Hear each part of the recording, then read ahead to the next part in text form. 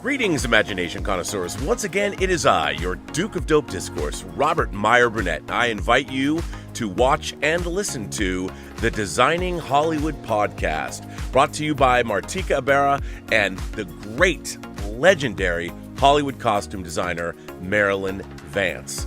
I am afforded the wonderful opportunity of co-hosting the show. If you are interested in the magic of Hollywood, the design of Hollywood, the clothes of Hollywood, watch the Designing Hollywood podcast, available wherever you get your podcasts from, or find the video version on the John Campea YouTube channel. That's right, the Designing Hollywood podcast. Why would you ever want to miss it? Especially if you love the movies. Observations with Robert Meyer Burnett. I've heard it said before, like, it was a very smart man named Robert Meyer Burnett who said the currency of our current age is authenticity. And it's so true.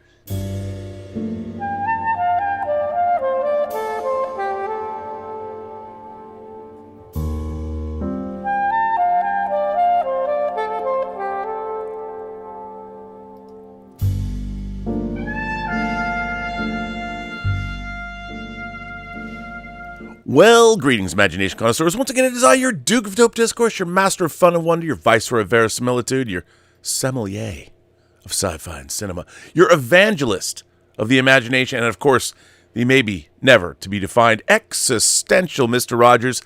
That's right, me, Robert Meyer Burnett, and I'm, of course, robcasting at you imagination connoisseurs, you members of this, the Post-Geek Singularity community. This is Robservations episode number 925. How embarrassing. I have my Exo 6 box of my Picard Season 3 figure, which needs to find a place, but it's right there on the shelf. Thank you, Anthony from 6 Scale Mafia, and thank you, Nanjin, and everybody at Exo 6. Your banger Star Trek figures make this kid at heart happy. So thanks for that.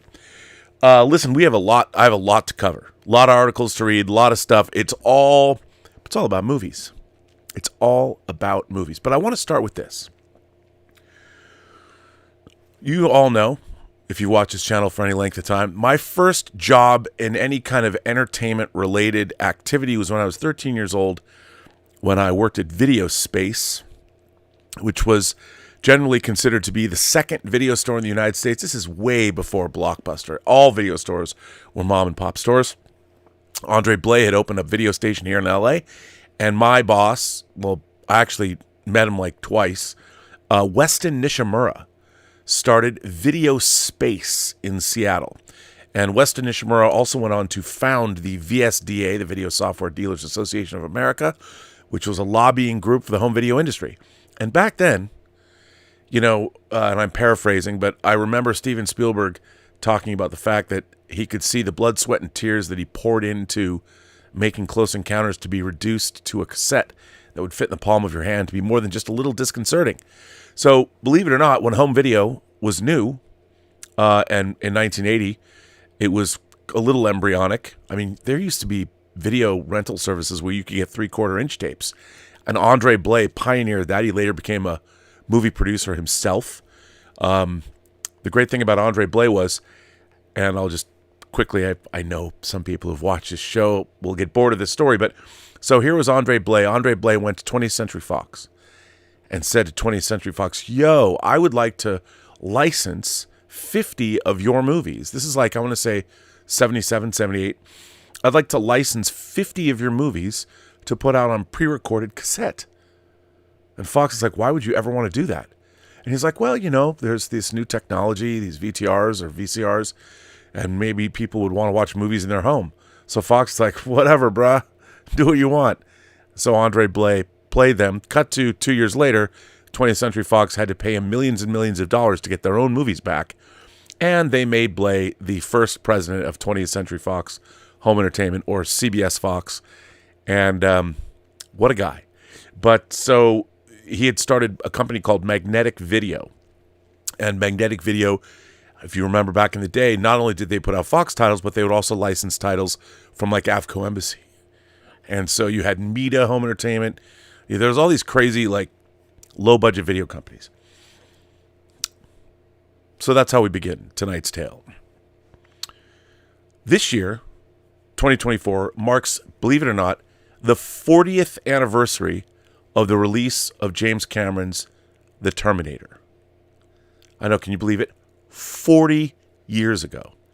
Now, The Terminator had an original budget of $4 million, and it was increased to $6.5 million, and it came from Hemdale and Pac Western Productions and Eurofilm Funding, and Cinema 84 have been credited as some of the producers on that film.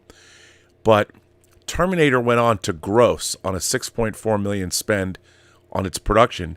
It made almost $79 million in 1984. So for a low budget, and it was considered a low budget B movie. Of course, this followed up Conan the Barbarian, and Arnold, famously wasn't the first choice of James Cameron, but it got made. It was a big hit. So that was in 1984. Cut to 1991. In the summer of 1991, Terminator 2 came out. Terminator 2 was budgeted at over $100 million. It was the first $100 million movie. And it was made pretty quickly. And it, in 1991, it grossed over half a billion dollars. It was the number one film of that year of 1991. And at the time, it was the third highest grossing film of all time at the time. Now, why is this important?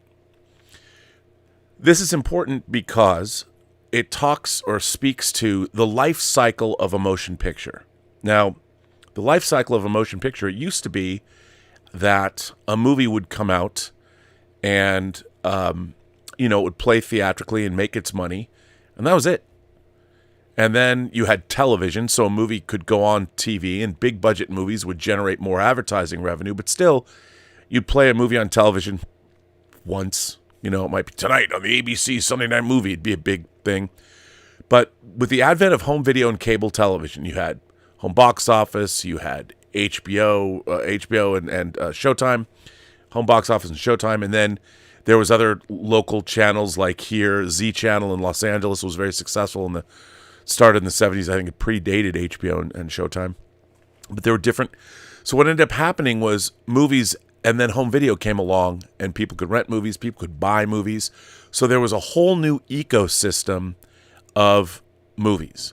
Now, I did a show on our Let's Get Physical Media show this past week. I did a show, and I broke down how much certain titles made, not just once they came out of the theater, what did they make in all of their ancillary markets.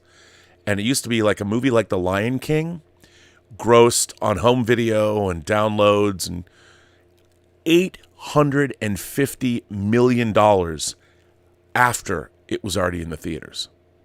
So home video added an incredible amount on cable and all those ancillary markets, added a ton of value and generated massive quantities of revenue.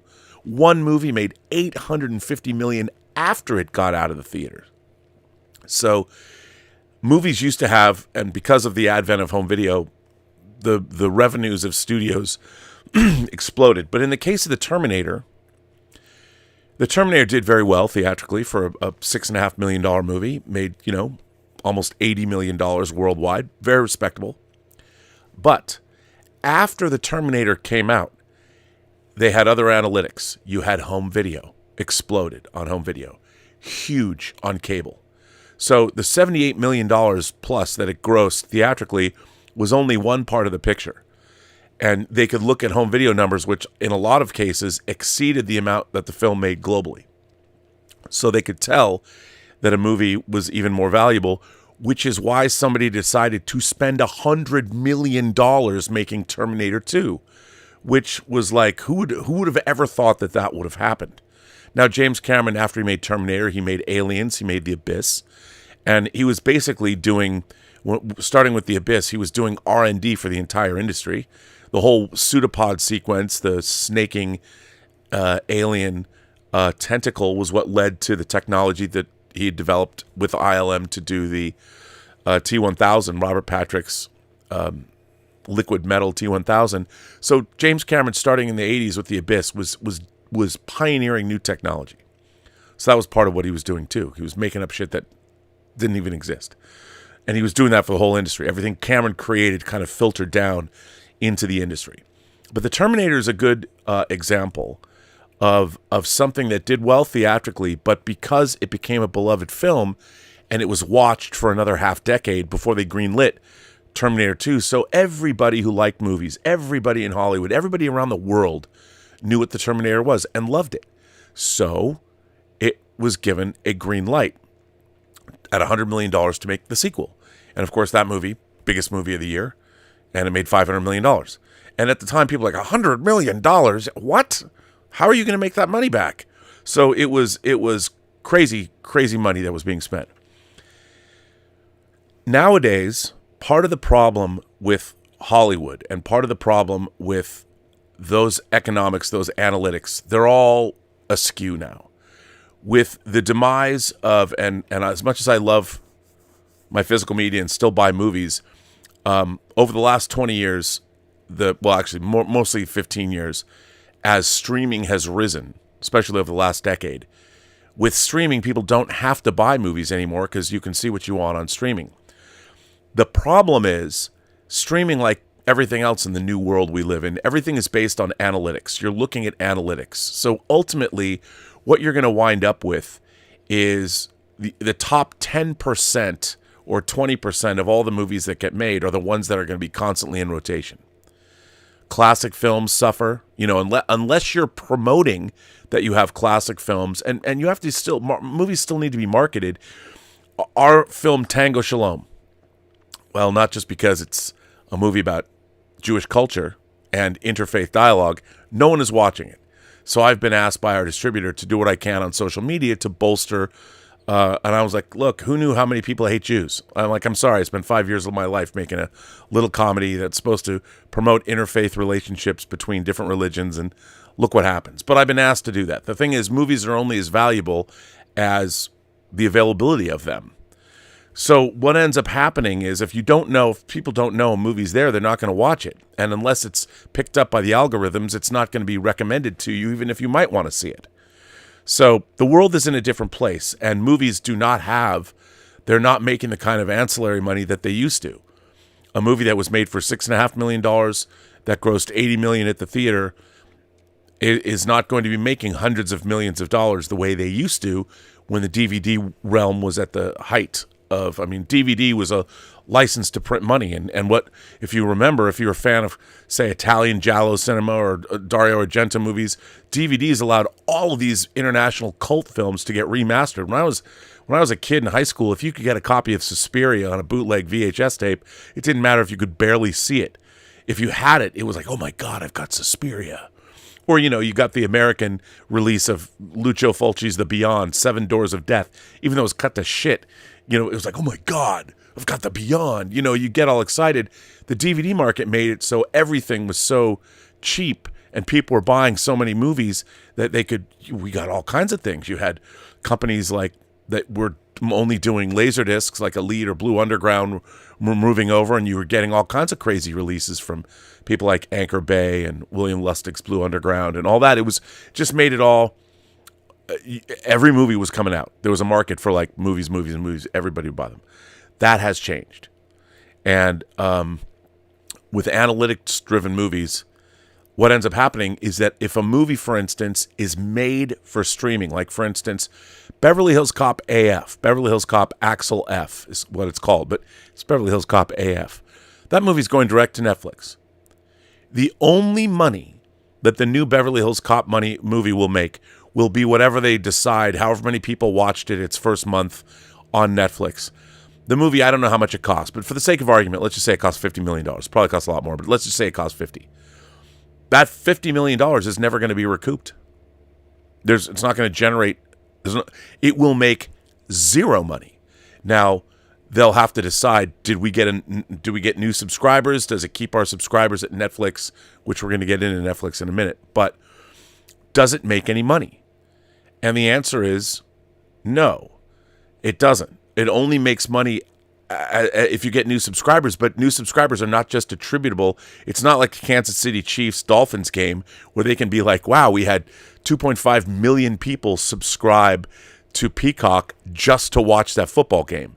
That you can say, okay, cause and effect, you got that. But movies, you can't point to one movie and say a streaming service can't say this is how many subscribers we got because of that. I mean, we get to hang on to our subscribers, but basically, whatever the sunk cost is into a film, you're never going to get it back. So, and what's interesting, if you go with me on this one, so there was a thought, like Netflix, they thought, okay, we'll spend $200 million on a movie like Red Notice, or $220 million on a movie like The Gray Man. You got the Russo brothers, you got two great actors in The Gray Man, but you're spending $220 million? That money's gone. And there's no theatrical release, which they probably should have, but that's not their business model. But what movie did even better than those movies did? Jennifer Lopez's $40 million movie, The Mother. Same amount of time. So why are you spending $200 million or $220 million trying to make movies that would normally get a theatrical release when you're never going to get that money back? It doesn't make any sense. And it's because in the streaming world, people are still trying to figure out this whole thing. And it turns out they couldn't figure it out because they're not making money. They're not making the kind of money that they were going to make. Which brings me to the first part of tonight's show. Allow me to read this breaking news about Roadhouse. That's right, the Jake Gyllenhaal Roadhouse reboot, directed by Doug Liman, who directed, of course, Swingers, directed the first Bourne movie, directed Mr. and Mrs. Smith, directed the great Tom Cruise science fiction film Edge of Tomorrow, if you don't recognize that, Live, Die, Repeat, or what it should have been called, All You Need Is Kill, because that was the original name of the manga that it was based on. But anyway, Doug Liman, according to Deadline today at 2 o'clock in the afternoon, Doug Liman says, now let me just point out, I don't know what you guys who are watching now, what you think about Roadhouse, but I would say that Roadhouse is the kind of movie, even though it's been a lot longer, everyone's seen Roadhouse. Dalton, everyone knows that Patrick Swayze played Dalton. Everyone's seen Roadhouse. It's not, I don't think it's a great movie, but it's one of those movies that everybody remembers and everyone likes. So they're remaking Roadhouse, and it has a tie into UFC. So based on something like Top Gun Maverick, 35 years or something have gone by from the original to when it was released. Roadhouse is the kind of movie like Terminator 2 was. It had a beloved film in front of it that everyone had seen. Roadhouse, people have been seeing it for decades. You've got generations of people. And they have the tie-in with the UFC. And if there was ever a movie that you could promote the shit out of and it would generate interest to go see it at the box office, I would dare say that every dude from like 20 to 70 would probably go to the theater, maybe not 70, but would go to the theater to see Roadhouse. Especially because Jake Gyllenhaal looks like a monster in it. But it's not going to theaters. It's going direct to Amazon streaming. Here's a movie that I would be willing to bet, if it's good, it has to be good, if it's good, but you got Doug Liman. I mean, he's not a guarantee, but for the most part, he's made a lot of, and when he's working, this is kind of in his wheelhouse. When it goes on to Amazon, it's going to make $0. Now, it might get people to come sign up for Amazon Prime. Even Amazon's laying people off. They're spending all this money and they're wondering, how do we make money? They even have Amazon Studios. They've been nominated for Academy Awards, yet their Roadhouse remake is bypassing theatrical altogether. I think that's foolish. And I think that speaks to, because there's probably nobody at Amazon Studios that is thinking, there's this huge audience for this movie that might run out and see it opening weekend. It could be a huge hit. I would imagine this movie is going to be a huge hit. But let me read this article that was in Deadline today, because it sort of speaks to the time. And I come down on the side of director Doug Liman here. Director Doug Liman says he's boycotting the South by Southwest premiere of his Jake Gyllenhaal film Roadhouse to protest Amazon MGM bypassing theaters for Prime streaming release. First of all, why are you promoting a movie at South by Southwest if you're just going to put it on streaming? What I don't understand is any money this makes in the theater, I mean, assuming you market it effectively and you don't have to spend tons of money, it's found money. I mean, at least try and recoup your what it costs to make the movie and whatever you're going to spend on marketing, which a lot of people, are they going to know that Roadhouse is even on Amazon Prime? But anyway, editor's note. By the way, this article is actually by Doug Liman himself. Director Doug Liman has written this, but there's an editorial note at front, right up here.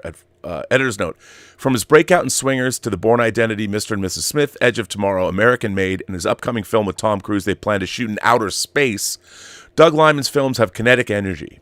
That made the director perfect for Roadhouse, an edgier version of the 1989 beloved B-movie that starred Patrick Swayze, Kelly Lynch, Sam Elliott, and Ben Gazzara. Jake Gyllenhaal, who got back in similar chiseled mode he displayed in the boxing movie Southpaw, plays the bouncer who has never lost a fight. Liman feels his movie, which has been selected as the South by Southwest opening night film and has been KO'd by Amazon MGM Studios with a Prime Video release, and he's not taking it lying down. In this guest column, he explains what happened, why he feels betrayed, and why this is a cautionary tale for a theatrical film business still recovering from the pandemic and the rise of streamers. Buckle up. This is Doug Liman, the director. When Roadhouse opens the South by Southwest Film Festival, I won't be attending. The movie's fantastic, maybe my best, and I'm sure it will bring the house down and possibly have the audience dancing in their seats during the end credits. But I will not be there. My plan had been to silently protest Amazon's decision to stream a movie so clearly made for the big screen. But Amazon is hurting way more than just me and my film. If I don't speak up about Amazon, who will? So here we go. When Amazon bought MGM, one of the few remaining studios making big commercial films for theatrical release, movies like Bond and Creed, they announced that they would put $1 billion into theatrical motion pictures, releasing at least 12 a year.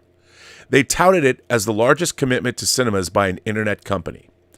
I can tell you what they then did to me and my film Roadhouse, which is the opposite of what they promised when they took over MGM. The facts. I signed up to make a theatrical motion picture for MGM. By the way, he probably signed a deal. His directing deal guaranteed him a theatrical release. It's part of your deal. Amazon bought... I signed up for a theatrical picture for MGM. Amazon bought MGM. Amazon said, make a great film and we'll see what happens. I made a great film. We made Roadhouse a smash hit. Amazon's words, not mine, by the way. Roadhouse tested higher than my biggest box office hit, Mr. and Mrs. Smith. It tested higher than The Bourne Identity, which spawned 4 sequels. I'm told the press release has been Amazon's best since they bought MGM. Roadhouse has a strong tie into the UFC, which has a rabid and loyal fan base that has spawned over 1.5 billion social media impressions for the film. And marketing hasn't even started yet. The action is groundbreaking, and Jake Gyllenhaal gives a career-defining performance in the role he was born to play. Audiences will want to see UFC megastar Conor McGregor take his debut swing at Jake on the big screen. The reality is, there's nothing quite so fun as a good bar fight. What else could I have delivered to the studio?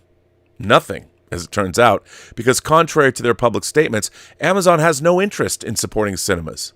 Amazon will exclusively stream Roadhouse on Amazon Prime.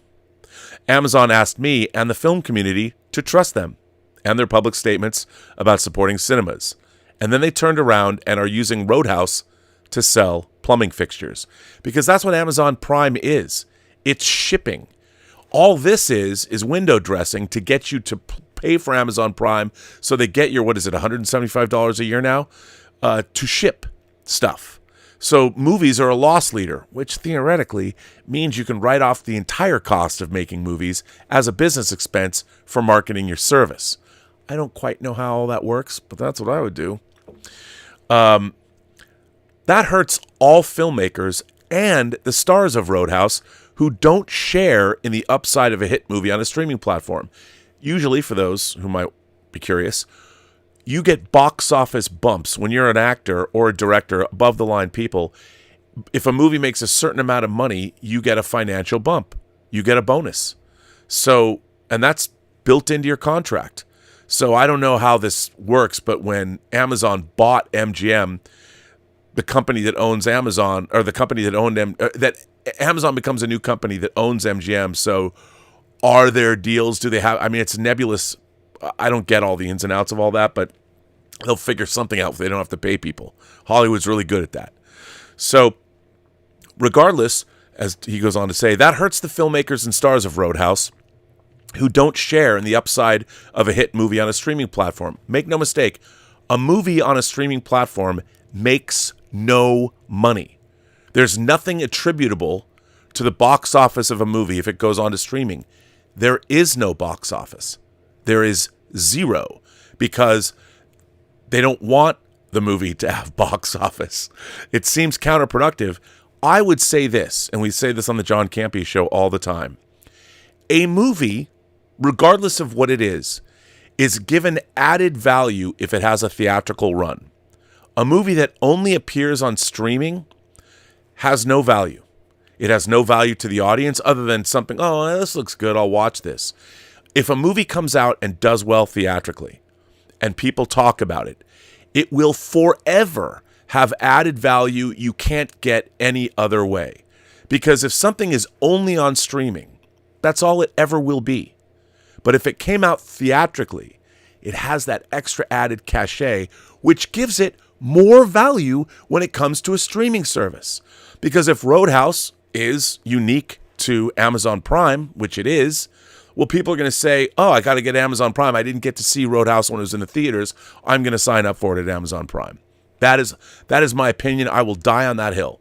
If a movie comes out theatrically and does well, even if it doesn't do so well, if people know it came out, like a movie like Poor Things, gets Oscar nods, came out theatrically. I don't know which streaming service owns it, but it's going to have more cachet when it goes on to streaming because it has a life before it got to streaming.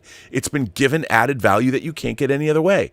Well, Roadhouse, by going direct to streaming, if it kicks ass and it's a total crowd pleaser and people are going to watch Jake Gyllenhaal and Conor McGregor fight in a theater and they're screaming and yelling and cheering, you can't pay for that kind of publicity.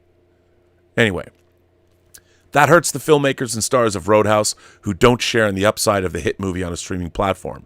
And they deprive Jake Gyllenhaal, who gives a career best performance, the opportunity to be recognized come awards season. See, it always jumps. I hate when it does that.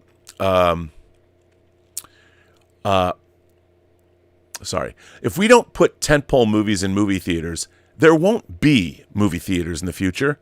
Movies like Roadhouse, people actually want to see on the big screen. And it was made for the big screen. Without movie theaters, we won't have the commercial box office hits that are the locomotives that allow studios to take gambles on original movies and new directors. Without movie theaters, we won't have movie stars. Film executives are also at risk. Box office revenues are the war chests that allow studios the resources to make movies. It's no surprise you see layoffs across the industry, including at Amazon. Without movies in theaters, there's no revenue coming in. And once the theaters go out of business, it could take decades for the business to recover, if ever. At the height of the pandemic, there was a real possibility that movie theaters would not recover. We got comfortable watching movies at home.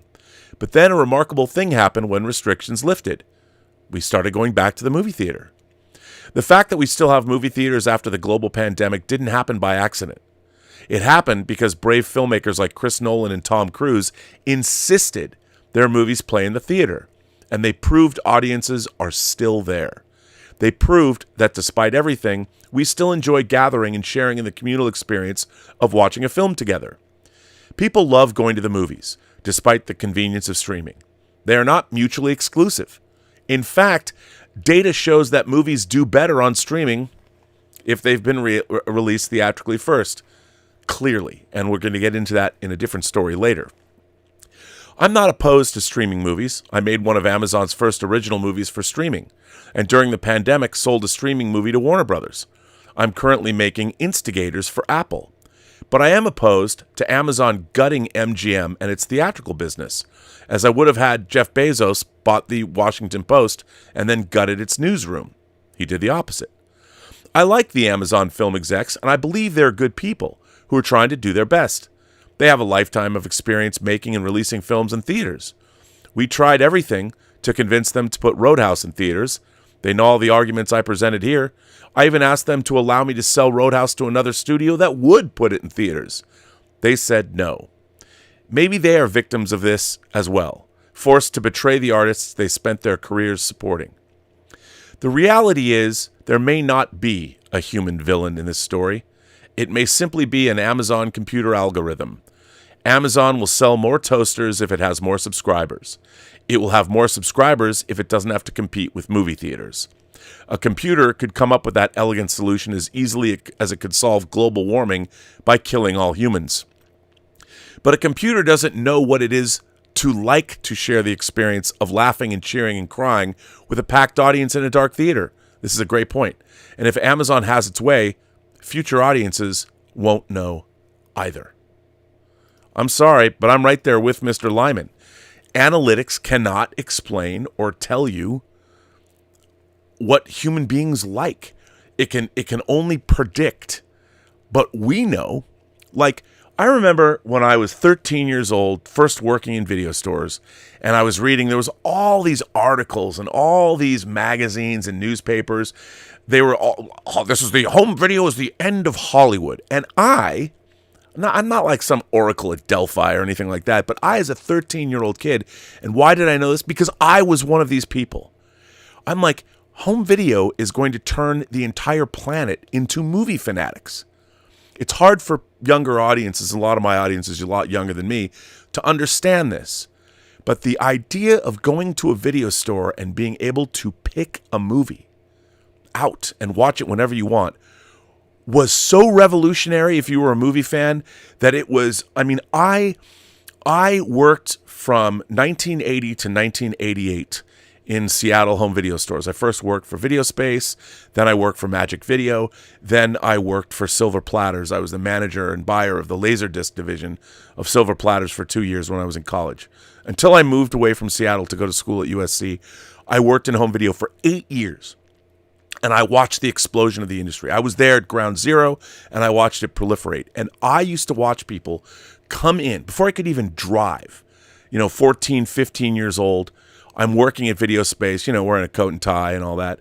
And I'm watching people come in, even, 83, 84, wide-eyed and bushy-tailed. People walked in. It was like, I can only imagine if someone is in church goes to like the church on the way and used to watch Jack Hayford preach and they felt the spirit come into them. I can only imagine I can only equate it to that.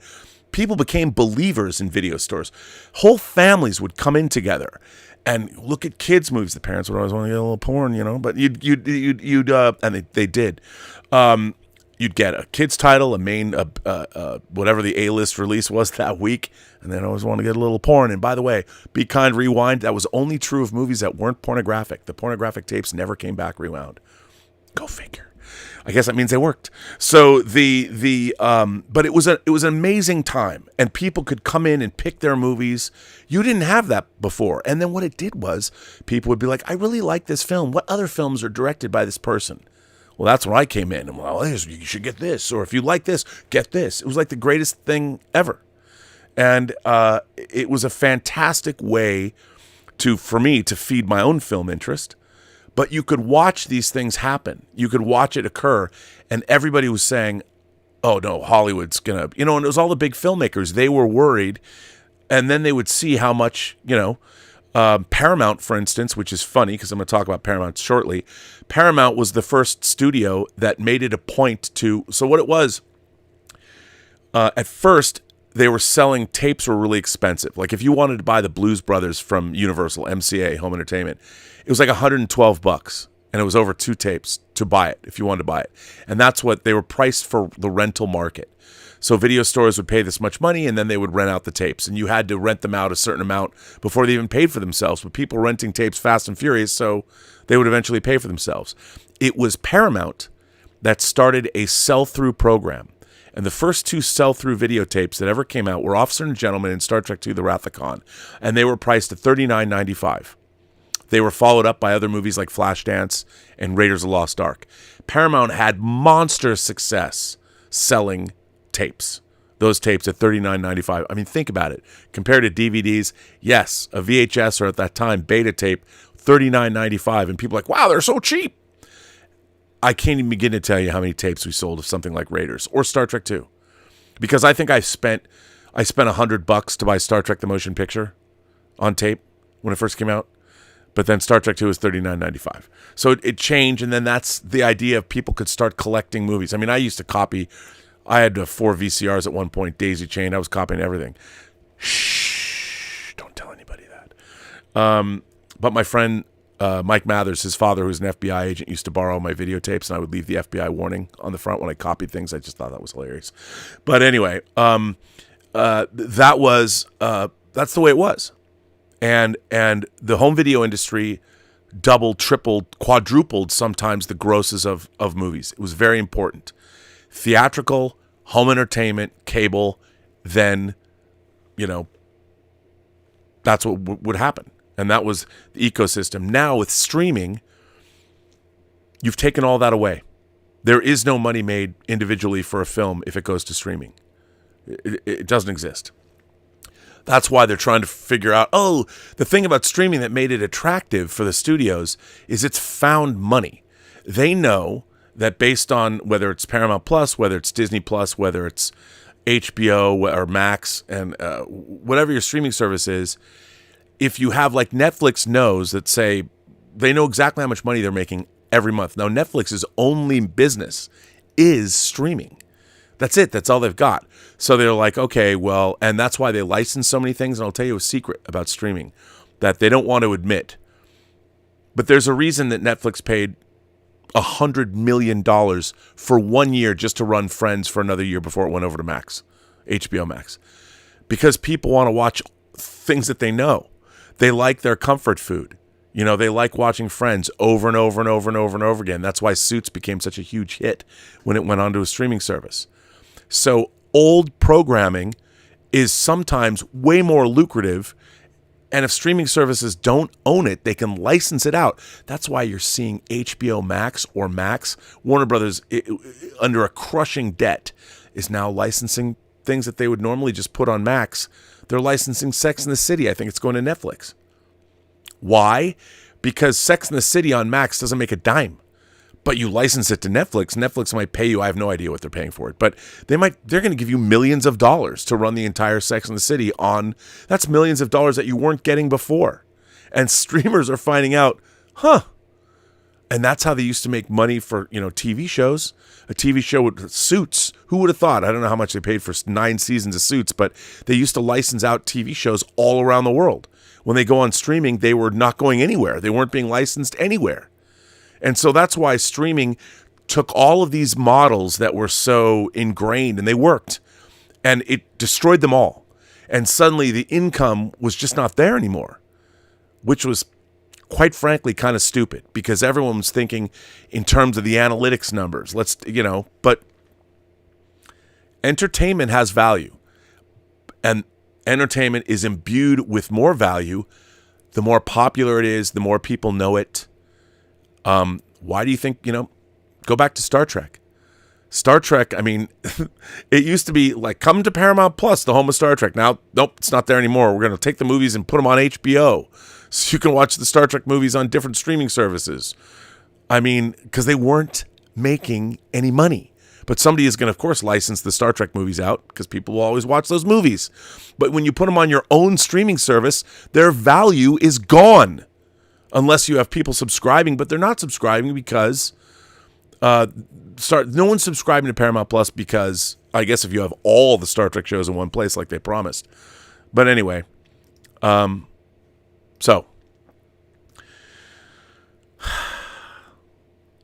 my point is entertainment has value, but it needs to be imbued with its value when it is put out in movie theaters or, things just on streaming, and I don't know what they're going to do. Like The Queen's Gambit's a great show. I don't know, does The Queen's Gambit have more value beyond where it first streamed? I think it was Netflix. I don't even remember anymore. But I'm telling you, yeah. And look what's happened. I mean, I would say this. 20th Century Studios. So Disney bought 20th Century Studios. Okay? They bought 20th Century Studios in 2019. Now, I know they wanted to own the rest of Star Wars, and they wanted to own X-Men, they wanted to own all these franchise properties. But still, home entertainment's still selling. 4K discs, you remaster a movie, you can sell a new Blu-ray, you can sell the 4K disc, and you get to put it on your platform. I know the answer to this, and I actually can't say it. But if you knew the answer to this, ask yourself, and you 4K fans out there, since Disney has bought 20th Century Fox, which is now 20th Century Studios, ask yourself, how many movies in that entire library, movies like, Patton, they have Kingdom of the Planet of the Apes is coming out in basically 5 months at the end of May 24th. So actually, 5 months from today, it's coming out May 24th, Kingdom of the Planet of the Apes. What have they done with the original 5 Planet of the Apes movies, which were always huge sellers for Fox? I've talked about it before on this show. There is no plans to remaster the Planet of the Apes movies in 4K and put them on. Maybe they've already done it, but no, I know they haven't. Why?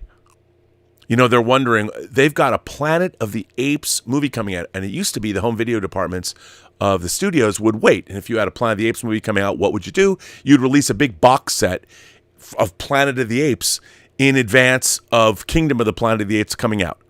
Disney Plus, why don't they have a button? Why don't they have a Go Ape button? I mean, this is a fucking no-brainer. A Go Ape button. Kingdom of the Planet of the Apes is the 10th Planet of the Apes movie. The 10th Planet of the Apes movie. There's an animated series. There's a live action series. And there's 10 feature films. There's no Go Ape button on Disney Plus? What the hell, man? They have a new movie coming out. The problem, I would say, with a lot of these people is they just don't know fuck all. They don't. They don't know what they're doing. They're hiring all these executives that don't even know what the studio libraries are. I mean, it's unbelievable to me that you look at the decisions that the studio's making, and you're like, who the fuck is working over there? I mean, it's unbelievable. And I would dare say that stock prices are down because why? Well, there's a lot of reasons, but part of the reason is that the movie studios are not movie studioing anymore. If you get hired at a movie studio, you should want a movie studio. You should want to be movie studioing. Do what they do. Put out their movies. Promote their back catalog. Make it an event. When you put that Go Ape button on Disney Plus, make it a thing. Promote it. Tell your customers. Tell people that might be Planet of the Apes fans that haven't seen the original Planet of the Apes movies because they're not on 4K. Go Ape. When I was a little kid, TV stations would do Go Ape this week on Channel 11 at 3 o'clock or whatever. Go Ape. You'd watch all 5 Planet of the Apes movies. Planet, Beneath, Escape, Conquest, Battle. You'd watch them all. Not now. You know why? Because no one's fucking put them on 4K. Why? Don't know. It's 2024. They've owned Fox for 5 years. They could have put a Planet of the Apes movie in 4K. They could have remastered it once a year for the last 5 years, and they'd have them ready to go for that Go Ape button on Disney Plus. How much would that cost? Disney Plus. Put them all out. Put out a new box set. Disney has done nothing. Nothing. They got the James Cameron movies coming out. It's funny. I know the answer. I can't say it, but I know the answer to how many movies that they've remastered from the Fox library. And if you knew the number, it's not even in double digits. It's even less than that. It's so bad. What are you doing? You bought a whole movie studio. What are you doing? Why aren't you promoting the fact that you've got Deadpool 3 coming out? I mean, clearly we've got a lot of the X-Men things, but why isn't there a big, giant 20th Century Fox X-Men definitive box set? Like, put it in a Sentinel head.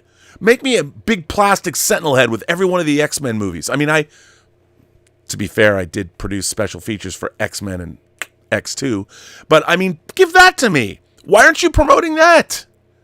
I don't know. Anyway, you're probably all wondering, you haven't even gotten to your main topic yet. That's true. Now, first of all, before we get directly to the main topic, I need to talk about Skydance. What is Skydance? Skydance is basically a production company and it's a financing entity. And Skydance was started, so there's Larry Ellison, who created or runs Oracle. Very, very wealthy man. Larry Ellison has 2 kids, David Ellison and Megan Ellison, and gave them a lot of money. I think gave them each of them $600 million or something like that to go off and be fruitful and multiply. And Megan Ellison created her company, Annapurna, concentrating on auteur-driven indie fare. And David Ellison went the other route and became basically the de facto financier for Paramount Pictures over the last, since 2006. And it's interesting because David Ellison started out as an actor. And he was actually in the movie Flyboys, which was one of the first films that Skydance financed. And but they were a co-production company back then. So here's some movies that Skydance co-produced when they started. Flyboys was one. True Grit, Mission Impossible, Ghost Protocol, The Guilt Trip, Jack Reacher, G.I. Joe Retaliation, Star Trek Into Darkness, World War Z, Jack Ryan Shadow Recruit, Terminator Genesis, Mission Impossible, Rogue Nation, Star Trek Beyond. And as Skydance alone by itself, back in 2016, Skydance became just Skydance instead of Skydance Productions. Star Trek Beyond, Jack Reacher, Never Go Back, Life, Baywatch, Geostorm, Annihilation, Mission Impossible, Fallout, Gemini Man, Terminator Dark Fate, 6 Underground, The Old Guard, Without Remorse, The Tomorrow War, Snake Eyes, The Atom Project, Top Gun Maverick, Luck, The Greatest Beer Run Ever, Air, which is Skydance Sports, Ghosted, Transformers Rise of the Beasts, Mission Impossible Dead Reckoning, Heart of Stone, Spy Kids Armageddon, The Family Plan. So Skydance became a de facto, I mean, they're basically Paramount too. Everything they make comes out through Paramount now. Some of it went directly to streaming. David Ellison, I have never met him. The only dealings I ever had with Skydance professionally was they were very interested in making Living in Infamy, the comic book that I self-published that was written by Derek Hughes and Ben Rabb. We were very, very, very close to turning it into a TV show with their television division. Very close. We went through many iterations. They decided to go instead with Altered Carbon. That didn't work out as well as they'd hoped, but it would have been a lot cheaper to make our show, and it probably still would be on the air even today. By the way, all rights are available. And so, and Skydance has Old Guard 2 coming out, Spellbound under Skydance Animation. They're making the 8th Mission Impossible film now. So, they're doing a lot of things. And David Ellison, by all accounts, is a terrific guy. Everyone loves him, and he loves movies. So Skydance is a great company. Now, of course, Paramount, with its $15 billion debt load and all that, is in trouble. And so many people have been talking about whether or not what's going to happen with Paramount, who's going to buy Paramount. They were talking about David Zaslav buying Paramount. My dogs are in here. You can't be in here. How'd you get in here? Huh? Sebastian's in here. He can't be in here. You got to go, buddy. You can't stay in here. Anyway, you know what?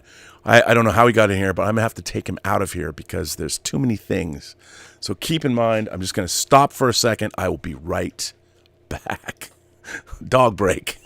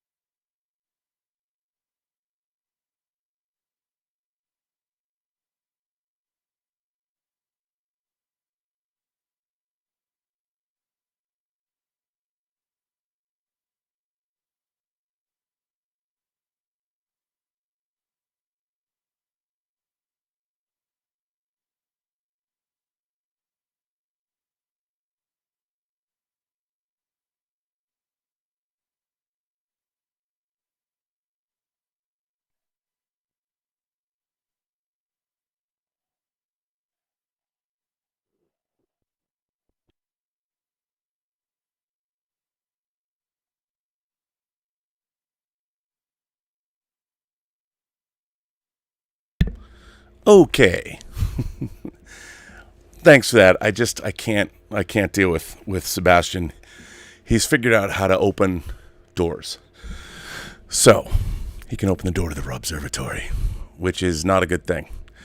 Not that it's a bad thing, it's just I'm moving things around in here, so I didn't want him to destroy something. Anyway, so back to Skydance and back to Paramount. So Paramount has been people are talking about it could be for sale. And what could that mean? And with all of that. And so David Zaslav was perhaps going to make, Warner Brothers was going to buy it. Somebody was going to make a play for it. And that would not necessarily, whatever was going to happen, so I'm a little discombobulated. Let me get back to the actual story that I wanted to read. So as of today, it was reported today in Bloomberg first that David Ellison and Skydance were making a play for Paramount. Now, this is a really interesting thing because, okay, so this comes, they're taking this, Jill Goldsmith wrote this for Deadline. Skydance Media CEO David Ellison makes an offer for control of Paramount Global. David Ellison's Skydance is said to have made a preliminary offer to buy Sherry Redstone's stake in National Amusements, the family holding company that controls Paramount Global, according to a Bloomberg report.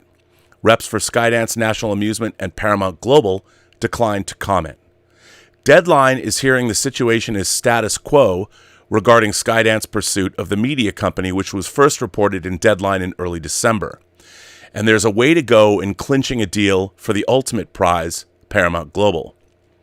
National Amusements, which is actually a theater company, a movie theater company, controls about 80% of Paramount Global's voting stock. David Ellison is mainly interested in the studio, but Paramount won't sell its crown jewel alone. Acquiring Redstone's NAI stake would be cheaper than buying the entire company outright. So that's what they want, is that 80% of voting shares in National Amusements. The idea is that David Ellison would merge Skydance and Paramount and look to divest the company's other assets, potentially CBS. Warner Brothers Discovery was also kicking the tires of a National Amusements Paramount Global deal, with CEO David Zaslav having conversations with both Sherry Redstone and Paramount Global CEO Bob Bakish.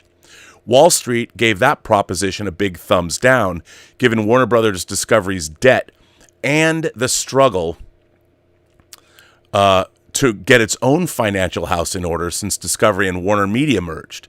Rumors about a Paramount deal have heated up as the company's financials are strained due to streaming losses, the ongoing decline. Yeah, because you're putting Beverly Hills Cop as fuck on Netflix instead of putting it out theatrically first. So where's the money you could have been taking in there if it's good? The ongoing decline of linear television and a weak ad market. The company is planning a round of layoffs involving hundreds of staffers. David Ellison's backers would include his father, billionaire Oracle co-founder Larry Ellison. The Ellison family are Skydance's majority shareholders. The fast-growing studio is a financier and producer on Paramount films, including the smash Top Gun Maverick TV series and an animation division that has a multi-year deal with Netflix. The move to go through National Amusements has been controversial, with some investors of Paramount Global, and Sherry Redstone would receive a premium for her stake in National Amusements in that scenario, but Paramount Global shareholders would not. And so that's why they don't want it, because National Amusements, which controls Paramount Global, but it isn't Paramount Global, so they wouldn't be buying Paramount, they'd be buying shares in National Amusements. Why do I personally think this is a good idea? I think it's a good idea because David Ellison loves movies, and that's what he wants to do. He wants to make movies. And you know what? If Paramount's name was changed to Skydance Paramount or Paramount Skydance, and you retained the logos and the branding and all that stuff, great. I love that. I want to see people who love movies control Hollywood, because that isn't the case in so many of these places. Do people really love movies anymore? The people that are working at the studios, hell, we've known that that agents and managers don't love movies. I mean, the entertainment business is run by a bunch of people now, especially more than ever, that don't love movies. It seems counterproductive, but even the studios are hiring, oh, you were a marketing person over at Pepsi? Come to work at a studio. You don't have to know our catalog. Hey, you know what? You worked in theatrical. We're going to bring you over and we'll make you in charge of the home video division. Even though you don't know anything about our catalog titles, you don't know anything about our deep catalog. I don't know. We've been around for 100 years. Disney was around for 100 years. Where's that 4K of 20,000 Leagues Under the Sea? Wait, what's 20,000 Leagues Under the Sea? You work at Disney. How about Mary Poppins? You ever hear of that? I mean, it's crazy to me. So when someone like David Ellison, who loves movies, gets to be in charge of a movie studio like Paramount through acquiring National Amusements, I think that that's a good thing. I think it's a good thing for the industry. First of all, before I jump into more of this, I just want to see what you guys are saying. I know that there's a lot of people here in the live chat, and you guys have things to say. And let me just quickly, before I go on, jump into what you are saying. So I don't make people wait. Scott Bartholomew says, speaking of movie life cycles, I remember when Star Wars stayed in theaters for over a year. In 1977 to 78, you're absolutely right about that, and it did. Lucasfilm took out big ads in Seattle, my hometown. The Empire Strikes Back played first run for, I think, 66 weeks or something, and they celebrated, I think it was longer than anywhere else in the world. Peter Cunnington says, I feel when a movie is on streaming, I'm less committed to watching it than when I used to watch movies I rented from a video store because I put in the effort. 100%. 100%, Peter. You're absolutely right. 100%. 1001 Johnny says, a day earlier than I said it would be before, but I've now finished watching the Gurren Lagann films in theaters. I have said all that I can, so hear this. The last words spoken at the end of the film are, you see all those lights in the sky are stars after all. Those stars are where our cousins await us. This line is delivered by Tony Oliver, who began his voice acting career back in the 80s as Robotech's very own Rick Hunter. That's cool. I like that, 1001 Johnny. I have to go. I'm just happy you got to go to a theater and see all these things and have that experience. That is amazing. What a cool end line. I'd like to believe our cousins are up there. It's kind of like that opening narration of the first 13 episodes of Battlestar Galactica. Life here began out there, far across the universe, with tribes of humans who may have been the forefathers of the Egyptians, or the Toltecs, or the Mayans. Garrett Groover said, fun fact, Disney only released one Fox catalog title in 4K last year, Avatar. Hopefully, we get more of this after the Cameron titles. Will we? I think the question needs to be asked, after the Cameron titles, The Abyss, Aliens, and the Avatar movies, what movies is Disney Home Entertainment prepping for 4K? You want the answer? 0. Anyway, Scott Bartholomew says, all hail Gary Graham. Yes, the great Gary Graham, who starred in the Alien Nation TV series and played Soval in 4 seasons of Enterprise, Star Trek Enterprise, passed away. I think he was 72. I was very fortunate that for our Star Trek fan film, for the feature version of the fan film Axanar, I directed a proof of concept scene with him that I co-wrote with Bill Hunt, and I got to direct him. You can see it online if you want to look it up. It's Axanar, the Vulcan scene, and it's interesting because we shot it in natural sunlight.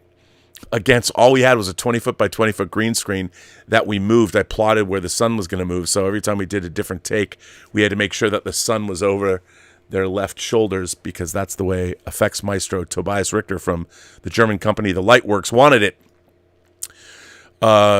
So rest in peace, Gary. He was a terrific guy. We were very different politically, but what a nice guy, what a consummate professional, what a great actor. And he had a lot more work to give us, and I'm sorry we won't get any more from him. Garrett Groover says, one Fox title I'd want to see in 4K is 2002's Unfaithful. Diane Lane is smoking in it, and the Blu-ray is out of print. Seems like a good Kino title. The problem is there a 4K master of it? That's the problem. If there's a 4K master, they can put it out. But if there's not, I would imagine, I don't know if they got around to making Unfaithful, unless you can see it on a streaming service and they made it before the merger or before the sale. I don't know. Connor Thorne's asks what the dream bridge crew for Star Trek is. Now, I think you're probably asking me to mix and match characters from different shows, but I'll just give you my snarky answer. My dream bridge crew is the cast of the original series.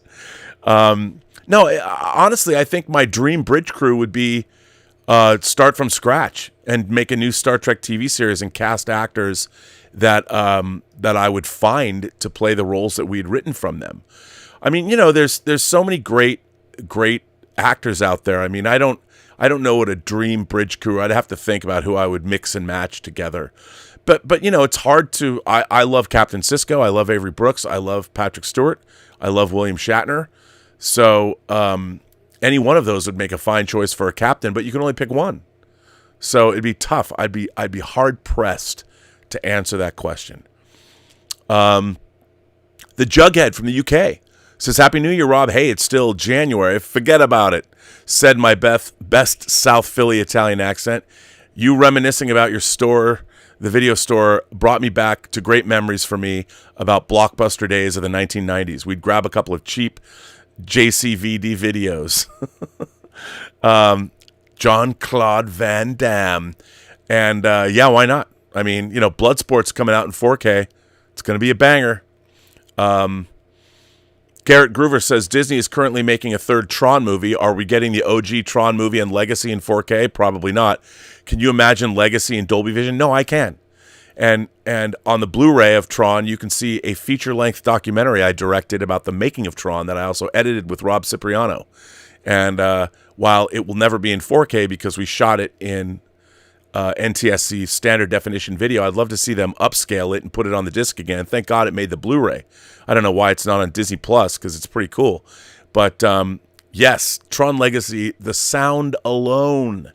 But I'm hoping that, yeah, they're making Tron 3. We've seen the director's chairs with the insignia, the new logo, which I think is kind of cool. Yeah, I'd hope they would make it.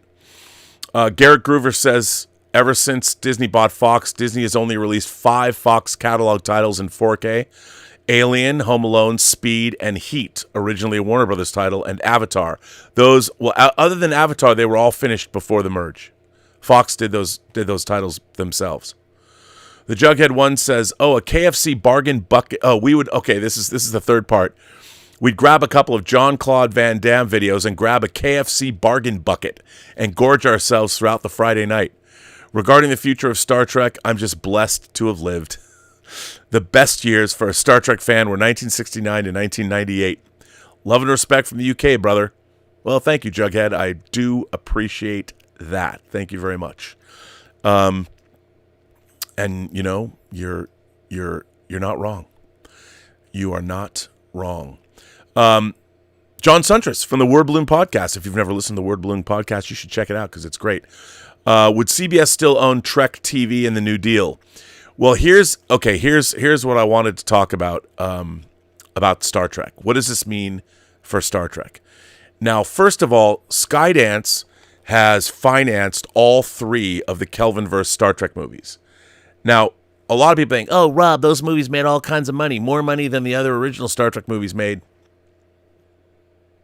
Did they? Did they? Let's assume that Star Trek 09, it has a reported production budget of $175 million. Okay? $175 million. And let's see what Star Trek 09 made. So Star Trek 09 made $385.7 million in the USA. And that it says it's a $150 million production budget in Wikipedia. But here's the thing. Remember, in the US, let's even round it up. Let's give them $15 million more. They only get half of that. So they're only taking in half of that.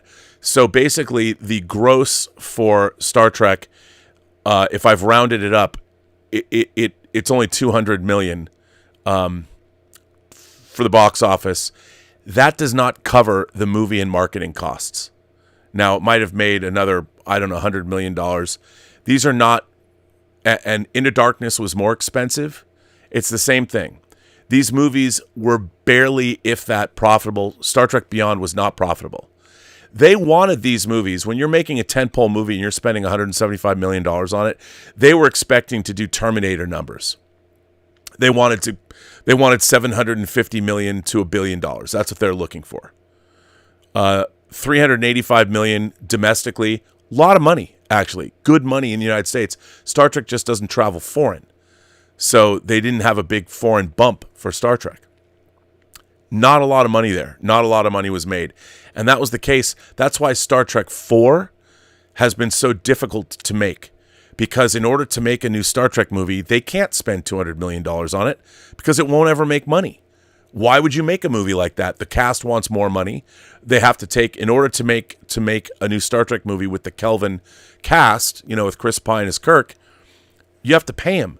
But the movies did not make enough money to give the cast any more money to play those roles. If anything, they'd have to take a pay cut to get the movies made. That's why Star Trek 4 hasn't gotten made. And how many scripts have they gone through? How many directors have they gone through? How many people have they, I swear to God, they must have announced a Star Trek 4 or 5 times with totally different creative staffs. And they haven't gotten made. But you know what? They've spent money to develop those scripts. And I talked about this the other time on a show. If they're not making money and you're spending money writing scripts and you're not making the movies, all you're doing is making the movies cost more and more and more. You have to get that money back too. How many millions of dollars do they spend in development? How many scripts are lying around? And to me, I'd love to see, I don't like this Kelvin Star Trek movies at all, but I'd love to see him make a 4th one and have it be great. Like I said, why don't you go adapt Judith and Garfield Reeves Stevens' Prime Directive? That'd make a hell of a Kelvin movie. The book's right there. Just go adapt that. Here, it's a great idea. You can take it, Paramount. You go do it. And go make that. And what will it mean for CBS and who owns Star Trek? Paramount Global, they own the copyright. They own all of Star Trek. So if you're controlling National Amusements and you have control over Star Trek and Paramount, if you had control over Paramount, you'd have control over Star Trek. Now, I'm not going to use this to slag off on the Kurtzman era, the Secret Hideout era of Star Trek. I think the Kurtzman era of Star Trek has been hit and miss, to put it mildly. I don't think their live-action TV shows, other than the people that watch them, they haven't broken through. I would say if somebody said to me, Rob, what would you want to do with Star Trek in terms of our entertainment environment? What I would say to people is, what you want to do is you don't want to make just Star Trek. What you try and do is make a Star Trek show that would appeal to everybody who isn't already a Star Trek fan. Because going back and doing shows like, I think Strange New Worlds is a complete misfire. I know, people love it. People love it because they it's like classic Star Trek. It's like, that's not what modern television needs. You need to make television for a new audience. Don't go back and try and give us some pseudo Star Trek with you're using the format of the 1960s, but trying to put in updated characters that appeal to certain members of the audience today. What you need to do is reinvent Star Trek the way it used to be reinvented. Star Trek, The Next Generation, it was a product of its time. It changed things. It wasn't trying to go back. While it used the 5-act structure and everything, it was updated. By the time you got to the 3rd season and you hired Michael Piller, who changed the writing staff around, it became what it became.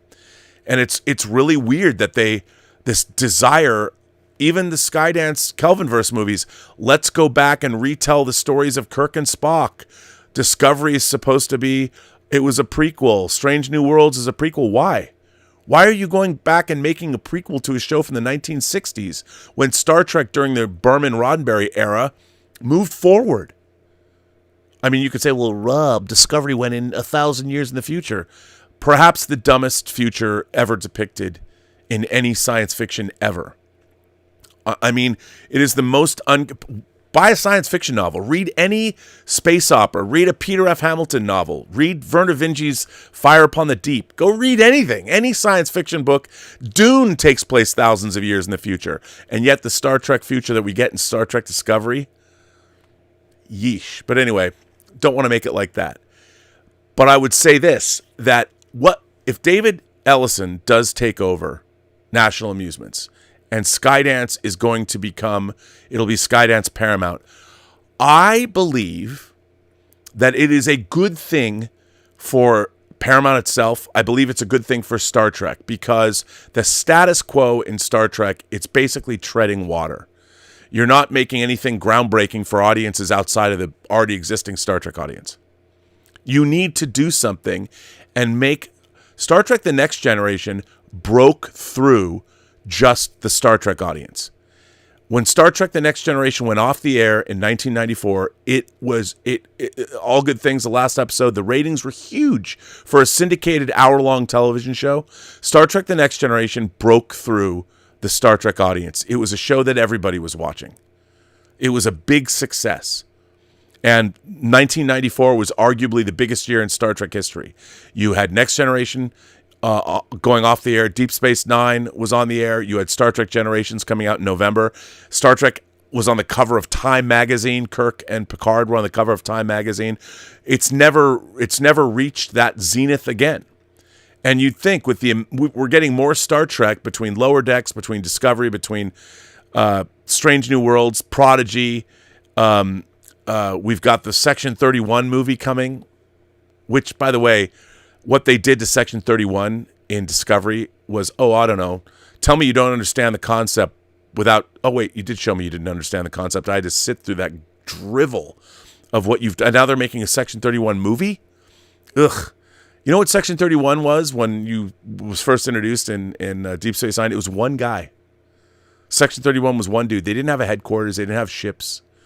That was the whole point. Sloan would mysteriously show up. He'd come and go. And they dipped into Section 31 too on Enterprise. But Section 31 was way better when it was just William Sadler who would show up and no one really knew what was going on. That was the whole point. Once you gave people membership cards and, you've got a Section 31 pin there, a communicator. And now we have bases that everybody knows about. Now we have ships. I'm like, oh my God, you people don't get it. You tried to turn them into what, the CIA? The FBI? You guys didn't watch Deep Space Nine, did you? No, you didn't.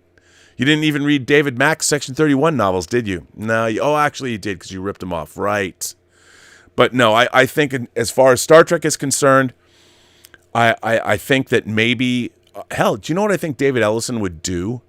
Maybe have a new creative team come in of people that really loved Star Trek. That's what I think that, like I think the era of people that don't love what they're doing, that is going to have to go away because the business is falling apart at the seams because there's too many people that work in it that don't care. And why I'm excited about David Zaslav, I mean, not taking over. He's staying at Warner Brothers, but David Ellison taking over National Amusements and control of Paramount is I think that it will be a studio that is going to be friendly to creatives, that is going to be a place where great talent is going to be able to go make movies. Now, I'm not saying, I don't think Paramount should be spending $200 million on movies. I mean, and I want to read, I'm going to get into these articles now about, by the way, there were 666 people watching. Now there's more.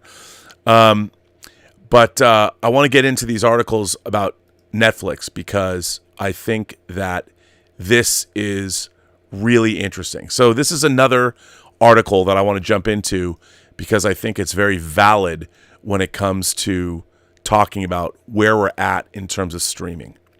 So this is really interesting. Scott Stuber, who was at Netflix, and he was basically in charge of their big theatrical-esque movies, he is gone. And it was a pretty shocking turn of events. This was published yesterday in The Wrap. And Kristen Lopez, Jeremy Fuster, and Humberto Gonzalez all contributed to this article. The chairman of Netflix Films frequently pushed for longer theatrical windows, including an experiment for Glass Onion that failed to happen. As distributors, and this goes into the whole thing about what's happening over at with Skydance and Paramount as well. As distributors, executives, and filmgoers entered the Eccles Theater in Park City, Utah on Monday for the Sundance screening of Netflix's buzzy rom-com Hitman that they acquired. That's Richard Linklater's new movie. Oh, you know what? I don't think they're going to let me read this whole article because it's under a paywall.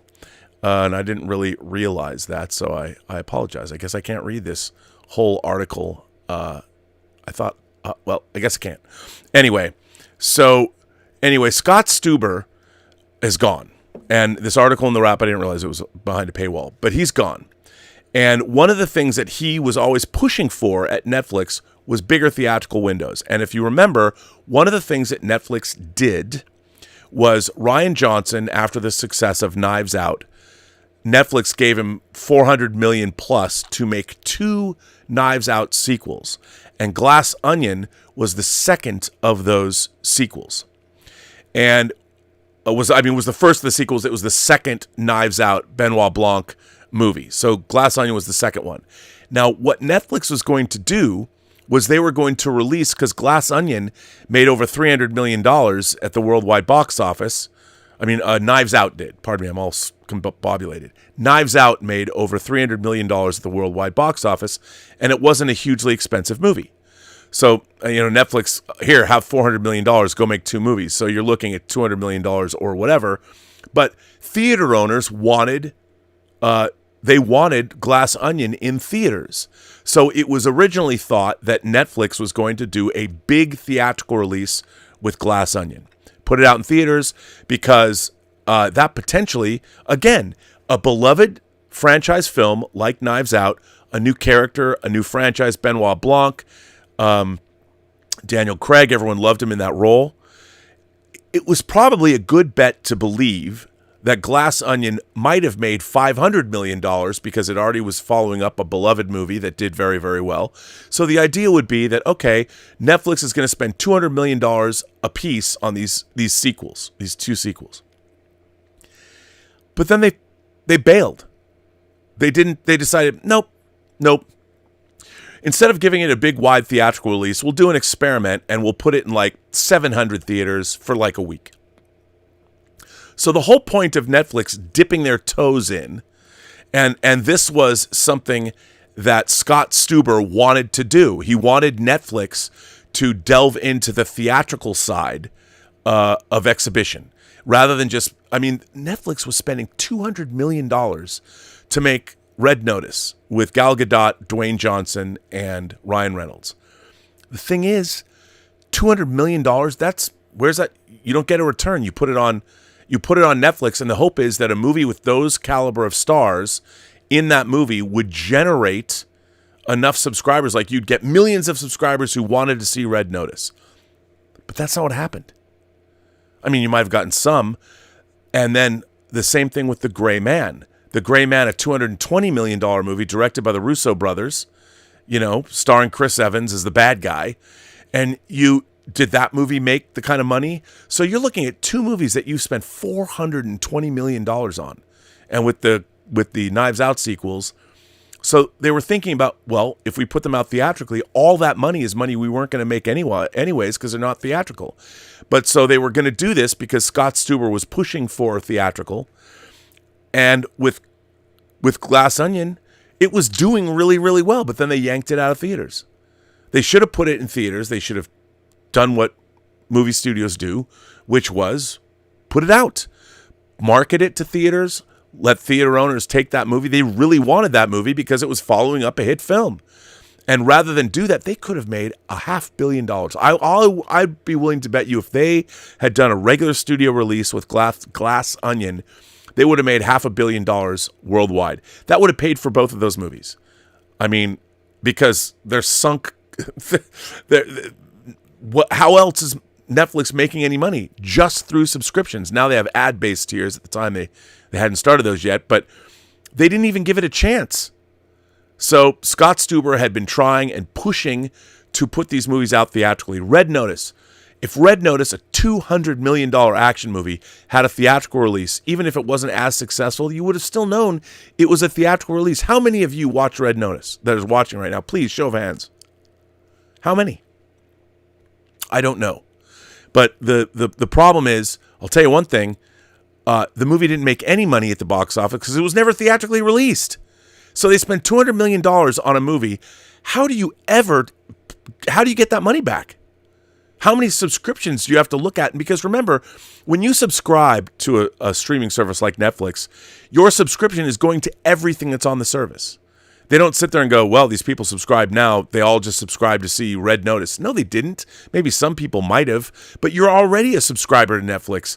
And Red Notice comes on, and you know what? For me, I watched like half of it. It was fine. It was not particularly great. And it felt like the conception of the movie. And this is a philosophical thing, but I just don't think that when people know they're making a movie for streaming, now I could never prove this and nobody would ever admit this. And you know, this isn't true of something like Extraction. I thought Extraction 2 was really great, made for streaming. Why they don't release those movies theatrically, don't know. But I thought Extraction 2 was better than the first one. But philosophically, if you know you're not making a movie for theatrical release, are you making it differently? You know, I mean, I don't know. I'm sure you could probably do a study and figure that out, but I can't imagine.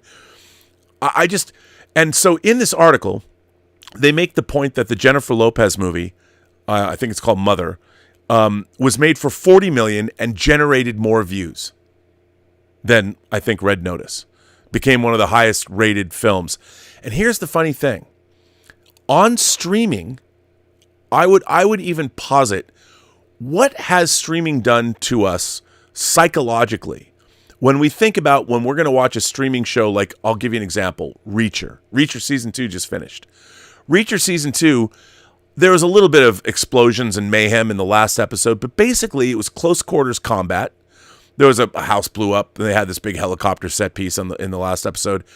But the thing about Reacher is it's all character-based. And when the violence happened, when Reacher and his team went into action, they kicked the shit out of people. They were wrecking fools left and right. But the action was close quarters combat. Aside from good stunt work and good punching and good kicking and good knife work and gunfights, they weren't spending tons of money on visual effects and massive explosions and hundreds of cars blowing up. It was all character-based violence. And the thing is, it was just as satisfying as anything you're going to watch if you watch 10,000 cars blow up, because you were involved and you're with the characters. So there is no expectation on streaming that you're expecting to see spectacle like you would see in a movie theater. So the idea that you're going to be you're doing something like Six Underground, the Michael Bay movie with Ryan Reynolds, or Red Notice, people are not watching shows on streaming expecting that kind of spectacle, which is why a Jennifer Lopez movie for $40 million will garner more views than a $200 million Dwayne Johnson movie will. Because people are looking for different things when they sit down. They want to be streaming shows, TV shows. Because of the way television worked, it's always been about character. That's why people binge, because they like the characters and they like the storylines. If you're trying to make $200 million event pictures and trying to make them play on TV, they don't play as well as they would in the theater. So to make a movie like Red Notice or The Gray Man is kind of counterproductive. It goes against the medium. If Marshall McLuhan was truly correct and the medium is the message, then if you're going to make a giant spectacle movie like Red Notice, put it in the theater. And a movie like, I would say that's true of any Red Onion, beautifully shot film, a lot of fun, it belonged in a theater too. You know, it's a 2-hour block of time. I would dare say that movies, I mean, look, that Jennifer Lopez movie, the film format, the 90-minute to 2 hours or 2.5 hours, or if you're Martin Scorsese, 3.5 hours, the film format that has a beginning, a middle, and an end in a single bite or a mouthful, if you're watching Killers of the Flower Moon, is a certain expectation that we've been programmed to expect something from because they're movies. But now, a movie that was never in the movie theater, I mean, there's always been TV movies and all that, but you expect when you expect watching a movie like Red Notice, I would dare say those movies aren't as much fun to watch in a home environment, unless you have a great home theater system, because they were never in theaters. It feels like they're almost pretenders to the throne, if that makes any sense. Whereas you watch a show like Reacher, and it's a kick-ass show. You know, I mean, look at the Reacher movies with Tom Cruise, which I like. They're not bad. You know, Reacher was not, I mean, Tom Cruise is 5'7", and Alan Ritchson's 6'2", and he's a monster. He works out and turns himself into Jack Reacher. But the Jack Reacher TV series, I think, was far more satisfying than the two Reacher films, even though Chris McQuarrie did one of them. I like the Reacher movies, but both seasons of the TV show, I think, provided, and now they announced they're doing the 7th book, which is the first book of the Reacher novels I read by Lee Child, which is Persuader, it was a really good book. I really like that storyline. It's really interesting. He goes undercover with perhaps, well, I won't get into it, but hey, the book's good. If you want to read a great Reacher novel, the Reacher novels are great. I really like them. But read Persuader. That's they did the first book. Then this season, Bad Luck and Trouble was actually the 11th Reacher novel. Now they're jumping back in, and Persuader's the 7th Reacher novel. So check that out. And I'm excited. I mean, I really like Reacher. Look, is it like Breaking Bad? No, but it's not supposed to be. I think the great thing about the Reacher TV series is it kind of encapsulated what it's like to read one of the Reacher novels. It's not high art, and I think they did a really good job. And I really like the dynamic. And Neely is coming back in Persuader, so that's good. But, you know, you have to decide. And the problem is the entertainment business, the movie business, is, I think, a mess. And it's a mess because there's even all the biggest power players are reading analytics. And the entertainment business, for those of you who got really successful in it, it was always a business that was driven by people with guts, people that bet on something, like Alan Ladd Jr. betting on Star Wars. You know, like somebody deciding, okay, let's give James Cameron $100 million to make Terminator 2. Cut to, it's the most successful movie of 1991. You know, these are gutsy decisions. All analytics can do is predict things that already happened, using data of things that already happened. Analytics they're going to be like, well, this movie and this movie had these elements, and if we put these elements together, well, then you get Red Notice, you get The Gray Man. You know, you don't get what you really need. What you need is great creativity. And so it's frustrating. But I'm hoping that if, in fact, National Amusements is taken over, and by the way, you should delve into that, do some reading about National Amusements and how it all is going to work, and because I already did a story on it on this channel about National Amusements and how that all worked. It was very interesting. Let's see, people are also firing in super chats, so let me get back and read some of those. John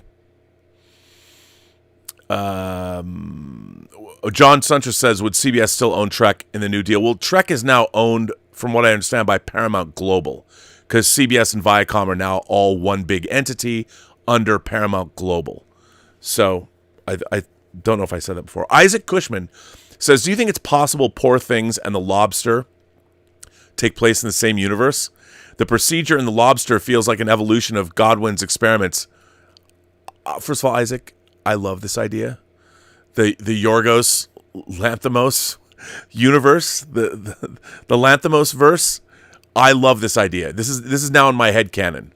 The Lobster and Poor Things take place in the same universe. Kudos to you, sir.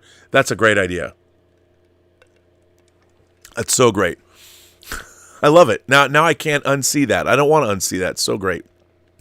Scott Bartholomew says, the multiverse trope that has infected Marvel and New Trek is so unimaginative, boring, and embarrassing.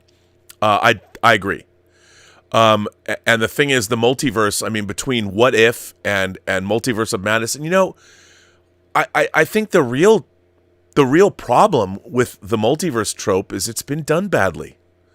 I mean, Multiverse of Madness, when you meet the Illuminati or whatever, they're just dispatched by Wanda in a couple of minutes. And you're like, they've taken away the threat. Kang defanged. It just wasn't done well. And I think it wasn't done well. There wasn't a lot of thought put into all of that. What does it all mean? Who cares? And yeah, I think that the multiverse thing is, and then everybody decided to embrace it. It's like, why are we all embracing the multiverse? You know what's interesting? If you think about Next Generation, and they dip their toes into multiverses. Yesterday's Enterprise, which is generally considered to be one of the great Star Trek episodes of all time, certainly one of the greatest Next Generation episodes. That was shocking. You know, it was shocking when that happened. I remember watching that for the first time when reality changes and Tasha Yar was on the bridge and Worf disappears, and it was incredible. And then they did the multiverse episode Parallels, which is also really interesting. It's really fun, but that was it. It's not like they decided to make the multiverse a focus of an entire season, which is a bummer. I think it's a lazy trope that people have embraced. And that also kind of speaks to the state of the entertainment business. You know, no one ever got successful following trends. People get successful setting new ones, and everyone's doing their multiverse now. And it's like, who cares? You've immediately undercut drama, because if you're dealing with the multiverse, no matter what happens, you can just fix it. We can pull somebody out of the multiverse. Oh, they died. Well, we'll get an alternate version of them, or 10 alternate versions of them from however many multiverses you want to visit. It completely undercuts drama. If you do it once, like in Yesterday's Enterprise, all of history, it's not really Yesterday's Enterprise was not really a multiverse. The timeline changed, and then it was reset. But still, that universe existed. So it's somewhere, right? It doesn't just not exist anymore. It does in your timeline, but I don't know. The Jughead, all the way from the UK, says, you're correct about Section 31, Rob. Section 31 were invisible and insidious. That was the friggin' point. Arrgh, pencil neck geeks, said in a Fred Blassie accent. Wow, that Fred Blassie. Nice reference. Wow. You don't see that very often. A performing artist says, Q is my favorite TNG villain. Yes or no to a Q-centered Star Trek film? First of all, is Q a villain? I would say Q is an antagonist. I don't think he's a villain. Yes or no on a Q-centered Star Trek film? Here's the thing. I think that Q pushes the edge of acceptable Star Trek. I think he was an interesting foil. We had seen godlike beings in Star Trek before, like Trelane, in the first season of Star Trek, Squire of Gothos, great episode, and those godlike beings toying with humanity is interesting. But a whole movie with Q, I mean, I kind of think All Good Things. I don't know how you get better than All Good Things, which is the last episode. It's basically a movie. You know, when it was originally aired, and you can watch it on DVD as the 90-minute show, they broke it into 2 for syndication. But I mean, it's kind of, I can't see anything. I can't see anything being better than that.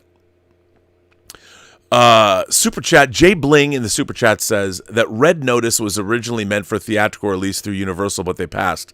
Yeah, there's a reason they passed. And then, of course, Netflix picks it up and like, oh yeah, we're going to make a Dwayne Johnson, Ryan Reynolds, Gal Gadot movie, and here's $200 million. And there's a reason they passed. Okay, I'm going to destroy your name again.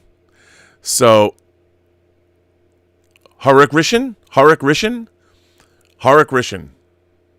Shanann? Did I even come close? But this is a good question. Hi, Rob. Nolan makes Oppenheimer for $100 million versus Red Notice is $200 million. Why doesn't Hollywood nurture talented directors and talented actors, and why don't they agree to work for a low budget? Well, because, you know, everyone wants to get paid when they can, while they can, and as much as they can. And I get it. I totally understand. I do get it. But you're right. I mean, and how can people build careers? How do you get people to build careers? I look at that Jennifer Lopez movie. There are some directors that get it. But, I mean, if I had an opportunity to sign a deal with a streaming service, if they came to me and they said, Rob, we're going to let you make, you can make whatever 3 movies you want, but you're only going to get $10 million to make all 3 a piece, like $10 million a piece. Or even if they gave me $3.5 million to make 3 movies or something, I would take it. You know, I would not pay myself on a let's say it's a $4 million budget. On a $4 million budget, I would pay myself to this is to write. Actually, I probably wouldn't write it. I'd have somebody else write them. But if someone gave me that deal and said, "Okay, Rob, you can make 3 movies for $4 million a piece," my fee on those movies, all in, I'd get a single card producing credit. I'd direct them. My entire fee, and probably edit my own movies too, would be $150,000.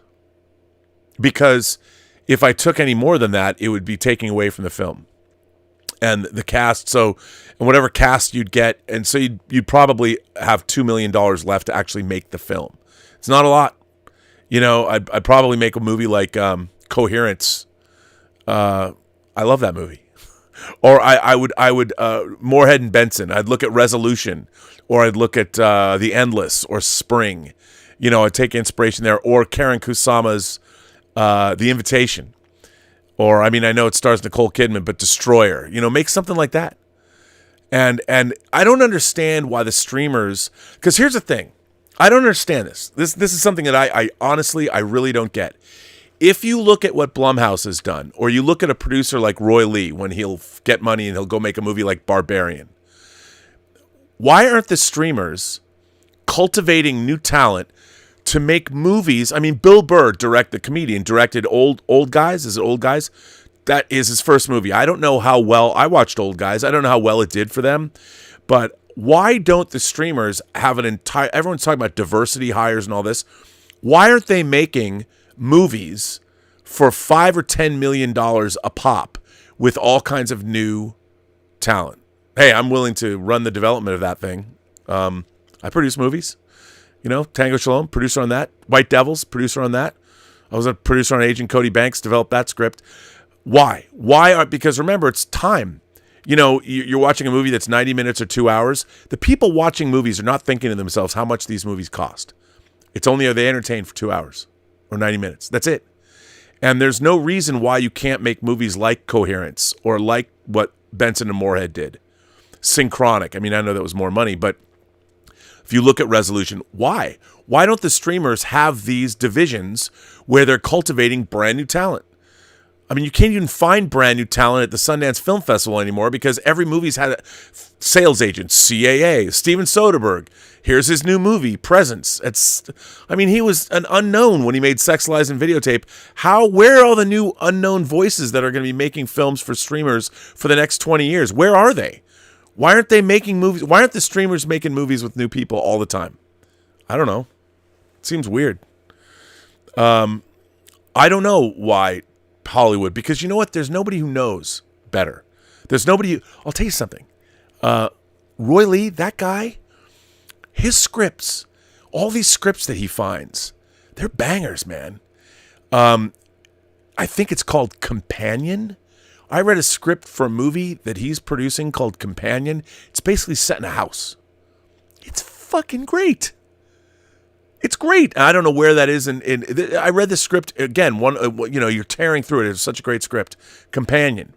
Now, it's one of these movies where if it was on streaming, you know, you could make I don't know how much the budget is on that movie, but it's a one location. I mean, you have to find a nice house on a lake, but it's a one location movie.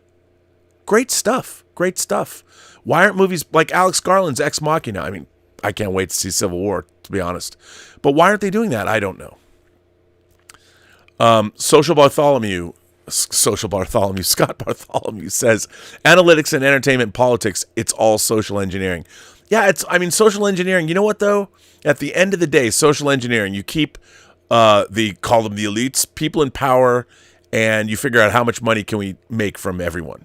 Well, eventually it's all going to run out. I mean, you want to build a self-sustaining civilization that will continue to thrive, not just a year from now or 5 years from now or 10 years from now. But I'm sure in analytics, there's think tanks that are thinking down the road. But yeah, you're right. I don't know. Certainly Hollywood's not thinking that far, but they should be. Sean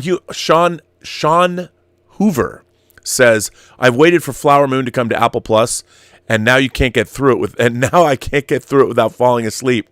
Should have seen it in theaters like I did Oppenheimer. I agree with you, Sean. I think that no one's ever done a study on this. I don't think anybody would want to. But the idea of watching something at home is very different than watching something in a movie theater. It's a whole different psychological experience. And I honestly believe this.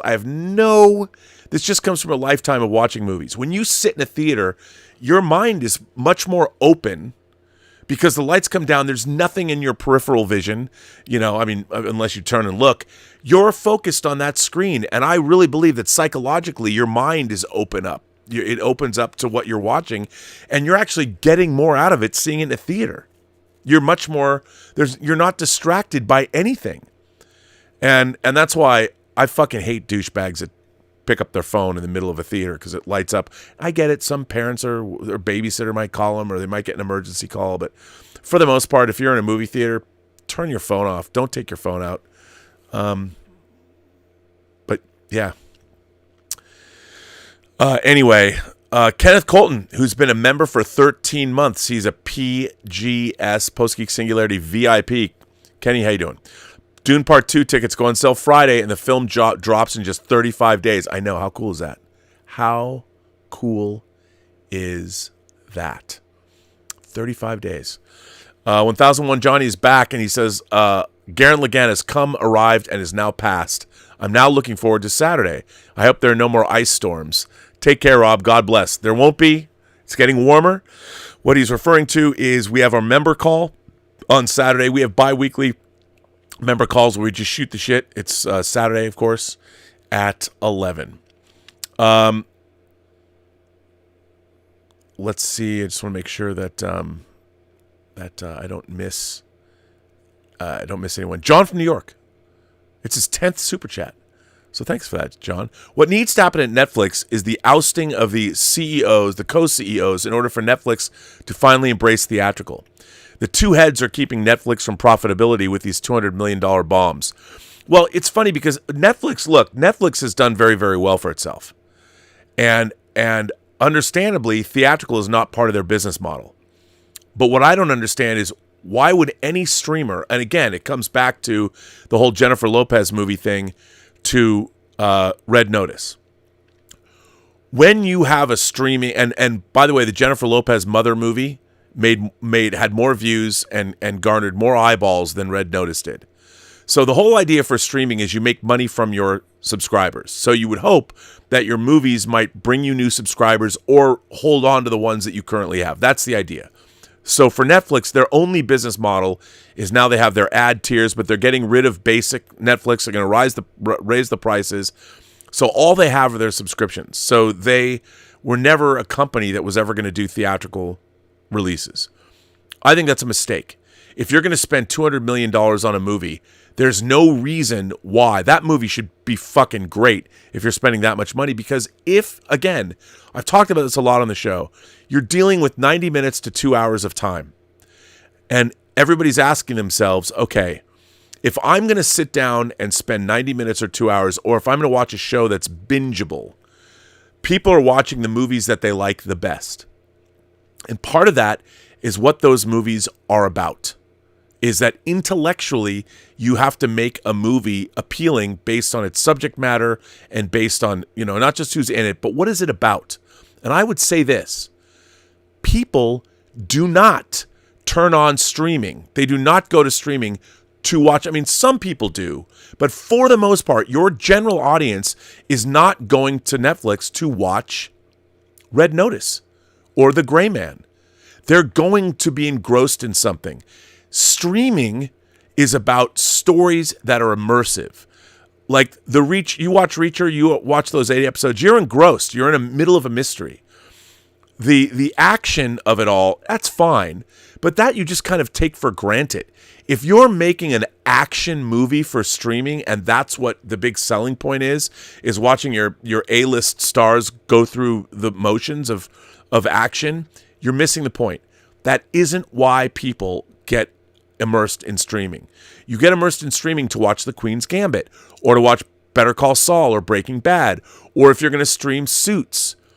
Streaming is for the intellect, not for the adrenaline junkies. And I honestly believe that. And I think that is and look, I could be wrong. Tell me if I'm wrong. Tell me in the comments below. But I don't think anybody turns to streaming. And look, I grew up watching action films and all that as a kid. I mean, sure, and sci-fi and adventure and all that. It's fun to have all that. But you know, the things that are really satisfying is when you sit down and you're engrossed in something and you can't wait to get to the next episode. Squid Game was like that. You know, Squid Game, the games were interesting.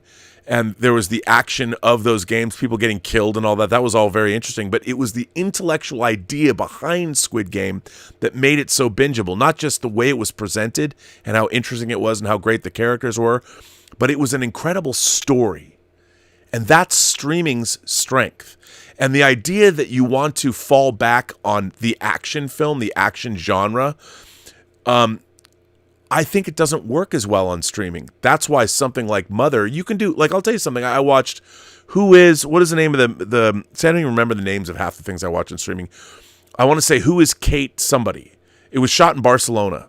And this housewife turns out to be a former, agent. And it was, I want to say he was Kate Pearson, but it's not the girl from the B-52s, but it was something like that. It was really good. It was really engrossing. I'm like, what is this about? What's going on?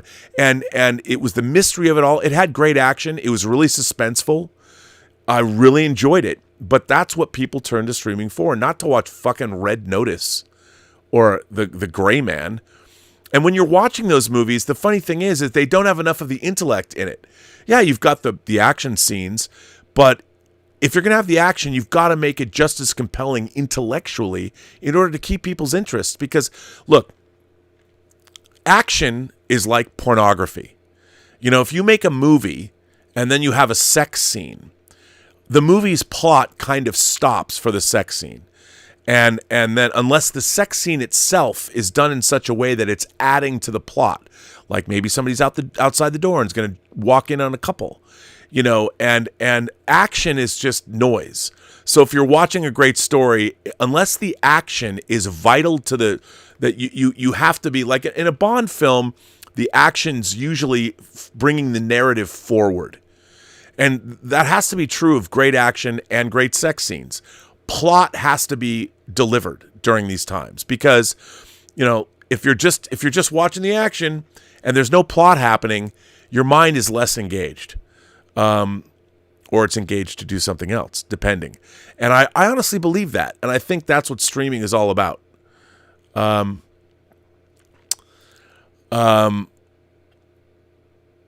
So I think that John from New York is you're right. I mean, if they want to make movies like Red Notice, fine. But what Netflix, if I'm Netflix, there is no excuse. There's no reason you should be spending $100 million on a Netflix movie unless you're spending $100 million on a 10-episode show. I mean, they made that deal with Harlan Coben to do his Fool Me Once is the latest, these 10-episode adaptations of his books. Those have to be doing well because you get sucked right in. I mean, I've read some bad reviews, but I watched Fool Me Once. I watched the whole thing. And I've watched all of them, and that's what you should be doing. That's the strength. And then licensed movies, it's so funny because now streamers are going back and licensing movies that did well theatrically. It's so silly. Scott Bartholomew says, Rob, really, in your humble opinion, what is the future of Star Trek? I think Star Trek should always be building on what came before, not looking back into the past. They're talking about going back and doing another Kelvin movie that takes place 20 years before Star Trek 09. Who's making these decisions? I mean, the whole thing about Star Trek is an action-adventure, allegorical science fiction show that provides a lot of really interesting action-adventure, but at the same time tells stories that are about us today. And not necessarily about our identity politics, but about where are we at our level of understanding of the universe? Where are we technologically? And tell those kinds of stories that matter allegorically to us today. Like if you want to do, I just read For instance, I'll give you an example. Whether or not you're an abortion advocate or you're a pro-choice advocate or you believe that we shouldn't have abortions, there are now Texas laws. I saw something. I haven't delved into this, but now rapists, there's like 36,000 instances of rape resulting in pregnancy in Texas in the last year. And that some ungodly statistic. Well, what happens if you had a civilization that had forced births, and what would that do to the family unit or something in a science fiction context? Delve into that, and the thing is, people, that is a very divisive issue for most people. But in a science fiction context, you can offer a story that people would consider. That's what Twilight Zone did. The original Star Trek did. You couldn't talk about the Vietnam War directly, but you could make a show on a different planet where the Klingons were arming the village people and the Federation had to arm the hill people, and you get the episode of Private Little War. Now, we all knew that it was an allegory for Vietnam, but network standards and practices could say, no, it's on a planet in a distant star system, so it's not the same thing. So they could get away with it. That's what Star Trek has to do. Move forward. And it is baffling to me that they're constantly looking since 2009. They've just gone backwards. Let's go back to Kirk, Spock, and McCoy. And they don't tell the stories. They're not very good stories either. They've already told those stories in Star Trek novels. Enterprise, The First Adventure. Strangers from the Sky. Shatner's book Collision Course. Yeah, I don't know. John from New York says, remember the days where Ted Sarandos said no ads? How long before they go full theatrical? I don't know. I mean, the ad tiers on Netflix, they're expanding them. So it's Hari Krishnan. Okay, that's it? Hari Krishnan. Okay, call me Hari. Paying to say my name right. Hari Krishnan. And you know what? Now that you've said it, Hari Krishnan is exactly how it's spelled. But now how do you say your last name? Hari Krishnan. I got it. Okay. Paying to say my name right. Netflix wanted Blockbuster to buy it for $55 million in the early 2000s. No rules. Rules say you're right. Okay, Hari Krishnan. Hari, I will forever call you Hari now, and I appreciate that. And by the way, thanks for supporting the channel the way you do. But anyway, I feel that before I leave, there is yet another article that I do want to read, that I want to give more insight into the situation with Paramount and Sherry Redstone and National Amusements and all that. So there is an article from the New York Times called "Why is Sherry Redstone, Ruler of a Vast Media Kingdom, Weighing a Sale?" And I think this is important. This I might have already read this, but it's by Benjamin Mullen. It was in the New York Times. It was published on December 21st, 2003. But I just wanted to give you this background for what's happening. I feel like I haven't done that. I feel like this episode, I've gotten half of what I wanted to say out because I'm distracted. So here we go. Paramount Pictures, the storied studio behind hits like The Godfather and Raiders of the Lost Ark, has had several owners over the last century. Its co-founder, Adolf Zukor, the industrial conglomerate Gulf and Western, at one point it was a standalone public company. But for nearly 3 decades, Paramount's fate has been controlled by the Redstone family after its pugnacious patriarch, Sumner Redstone, won a bidding war for the studio in 1994. That may be about to change. Sherry Redstone, Mr. Redstone's daughter, is weighing a sale of her family's controlling interest in Paramount's parent company just 5 years after she won a fight to retain control of her family's media empire. Suitors for both Mrs. Redstone's stake and the company she controls are already lining up, including Warner Brothers Discovery, the owner of HBO and Warner Brothers, and Skydance, the movie studio that helps produce hit Paramount franchises like Top Gun and Mission Impossible. So far, the pursuit of Paramount has the makings of a drama fit for the silver screen. Here's the story so far. Miss Redstone, 69, presides over a vast media empire that includes Paramount Pictures, MTV, Nickelodeon, and CBS. But her rise to the top was not simple. For years, Miss Redstone toiled away at National Amusements, the theater chain that doubles as a holding company for Paramount. A lawyer by training, she demonstrated an early aptitude for the media business, but was overshadowed by her aging father, who refused to relinquish control, even as his mental capacity waned. As the family business began to falter, Miss Redstone began to assert herself more. She thwarted an attempt by Philip Dumont, one of her father's lieutenants, to sell a stake in Paramount in 2016. One of her allies, Bob Bakish, became his permanent replacement as chief executive.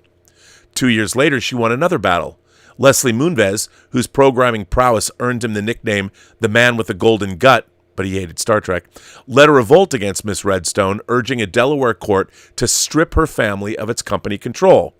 Miss Redstone prevailed after Mr. Moonves was accused of sexual harassment and forced out of the company. Mr. Moonves has denied allegations of non-consensual sex.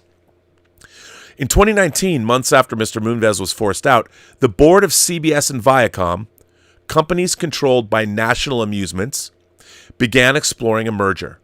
The deal, which Mrs. Redstone championed, put the Paramount Movie Studio and Viacom's bundle of cable channels, including MTV and Nickelodeon, under the same corporate umbrella as CBS and the book publisher Simon & Schuster.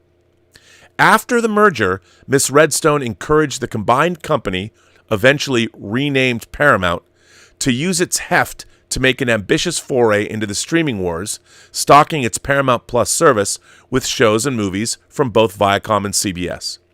The company has bet big on building a healthy and profitable streaming business before its traditional TV networks, which are lucrative but in terminal decline, fade out. Paramount was once so mighty that people in Hollywood referred to it by the nickname The Mountain, a reference to its logo of a snow-capped peak encircled by stars. But these days, the company is more of a melting iceberg. Paramount's portfolio of cable networks has been battered by its same cord-cutting and advertiser weakness that have afflicted its industry peers, and is facing analysts' estimated subscriber losses of nearly 25% over the next 2 years. Wall Street is unconvinced that Paramount's money-losing streaming business will ever be able to compete with the likes of Netflix. Paramount Plus has a 6% share of the revenue market, while Netflix has 47%, and Disney's streaming services have a combined 23%. Paramount's movie studio has done its best to revive aging franchises like Teenage Mutant Ninja Turtles and keep Mission Impossible running, but it ranks last among Hollywood's 5 legacy film companies in domestic market share and posted an operating loss of $143 million for the first 9 months of 2023. Despite those headwinds, Paramount has made some good progress. The streaming service has 63 million subscribers globally, and the company's Pluto TV free streaming service generates more than $1 billion in annual revenue, up from $70 million when it was acquired in 2019. There are also financial pressures at National Amusements. Historically, the bulk of the holding company's profits have come from dividends on the Paramount stock it owns, roughly 10% of that company. But financial pressures forced Paramount to sharply reduce its dividend, cutting into the profits at National Amusements. Now, National Amusements is incapable of generating cash, according to a May estimate from the S&P Global Market Intelligence, and owes about $25 million in annual interest cash payments. Why is Miss Redstone willing to sell her controlling stake in the company? It may come down to the pressures facing both National Amusements and Paramount. As Rich Greenfield, an analyst at Lightshed Partners, put in a recent client note, Paramount has a bleak future ahead. What are her options? National Amusements' 10% stake in Paramount, a piece worth more than $1 billion at today's prices, is still a prize for any deep-pocketed investor who wants control of some of the most prestigious media assets in the United States. Miss Redstone could sell National Amusements' stake in Paramount, or promote a deal to sell the entire company, or she could elect not to sell.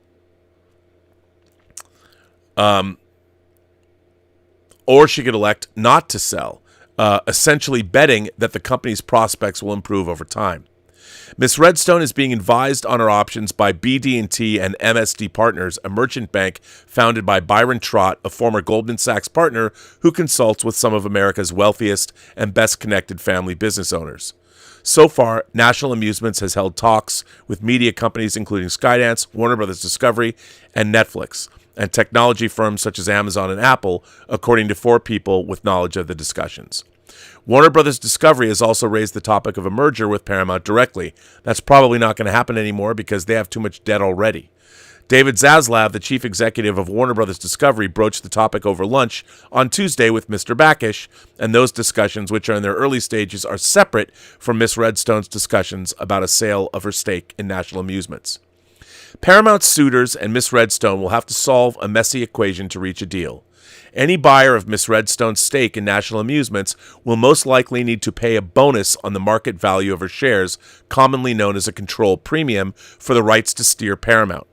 For the owners of a privately held company like Skydance, that requires raising capital.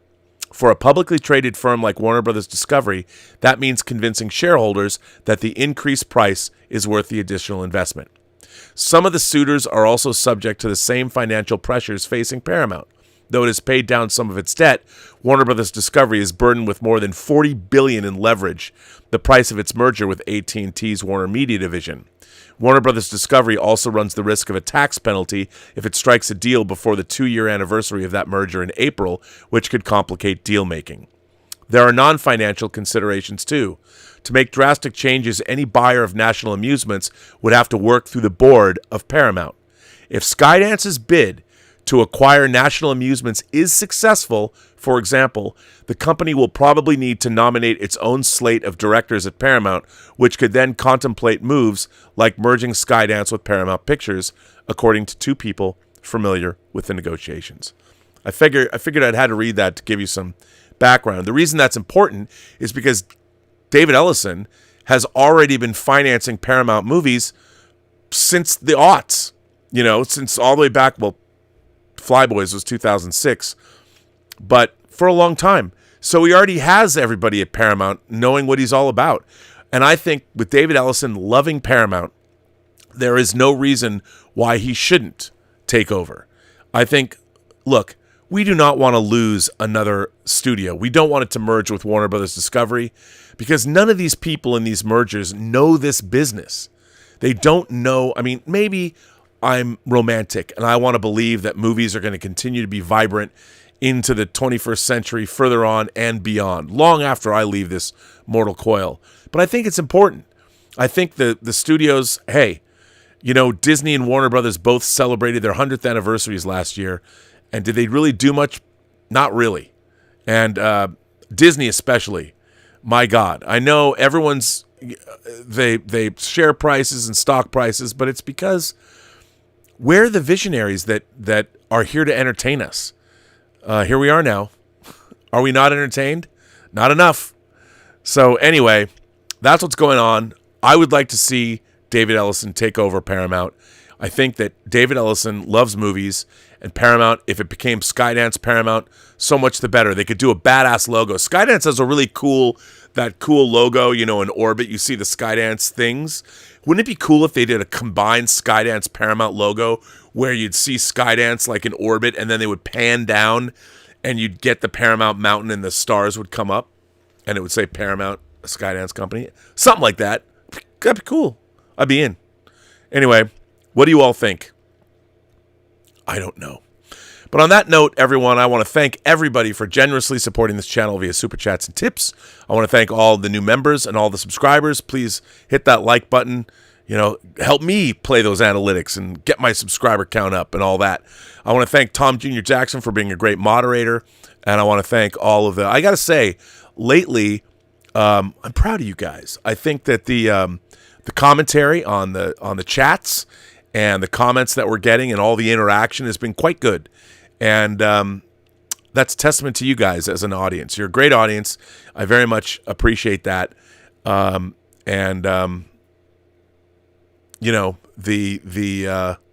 great. It's great. You guys are great. And thank you. And I appreciate you taking this journey with me and listening to me prattle on.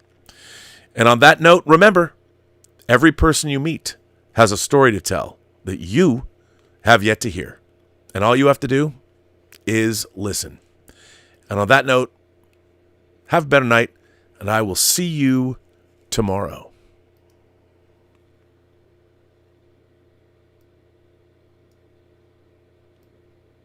I just don't think I talked enough about Star Trek being saved. I don't know.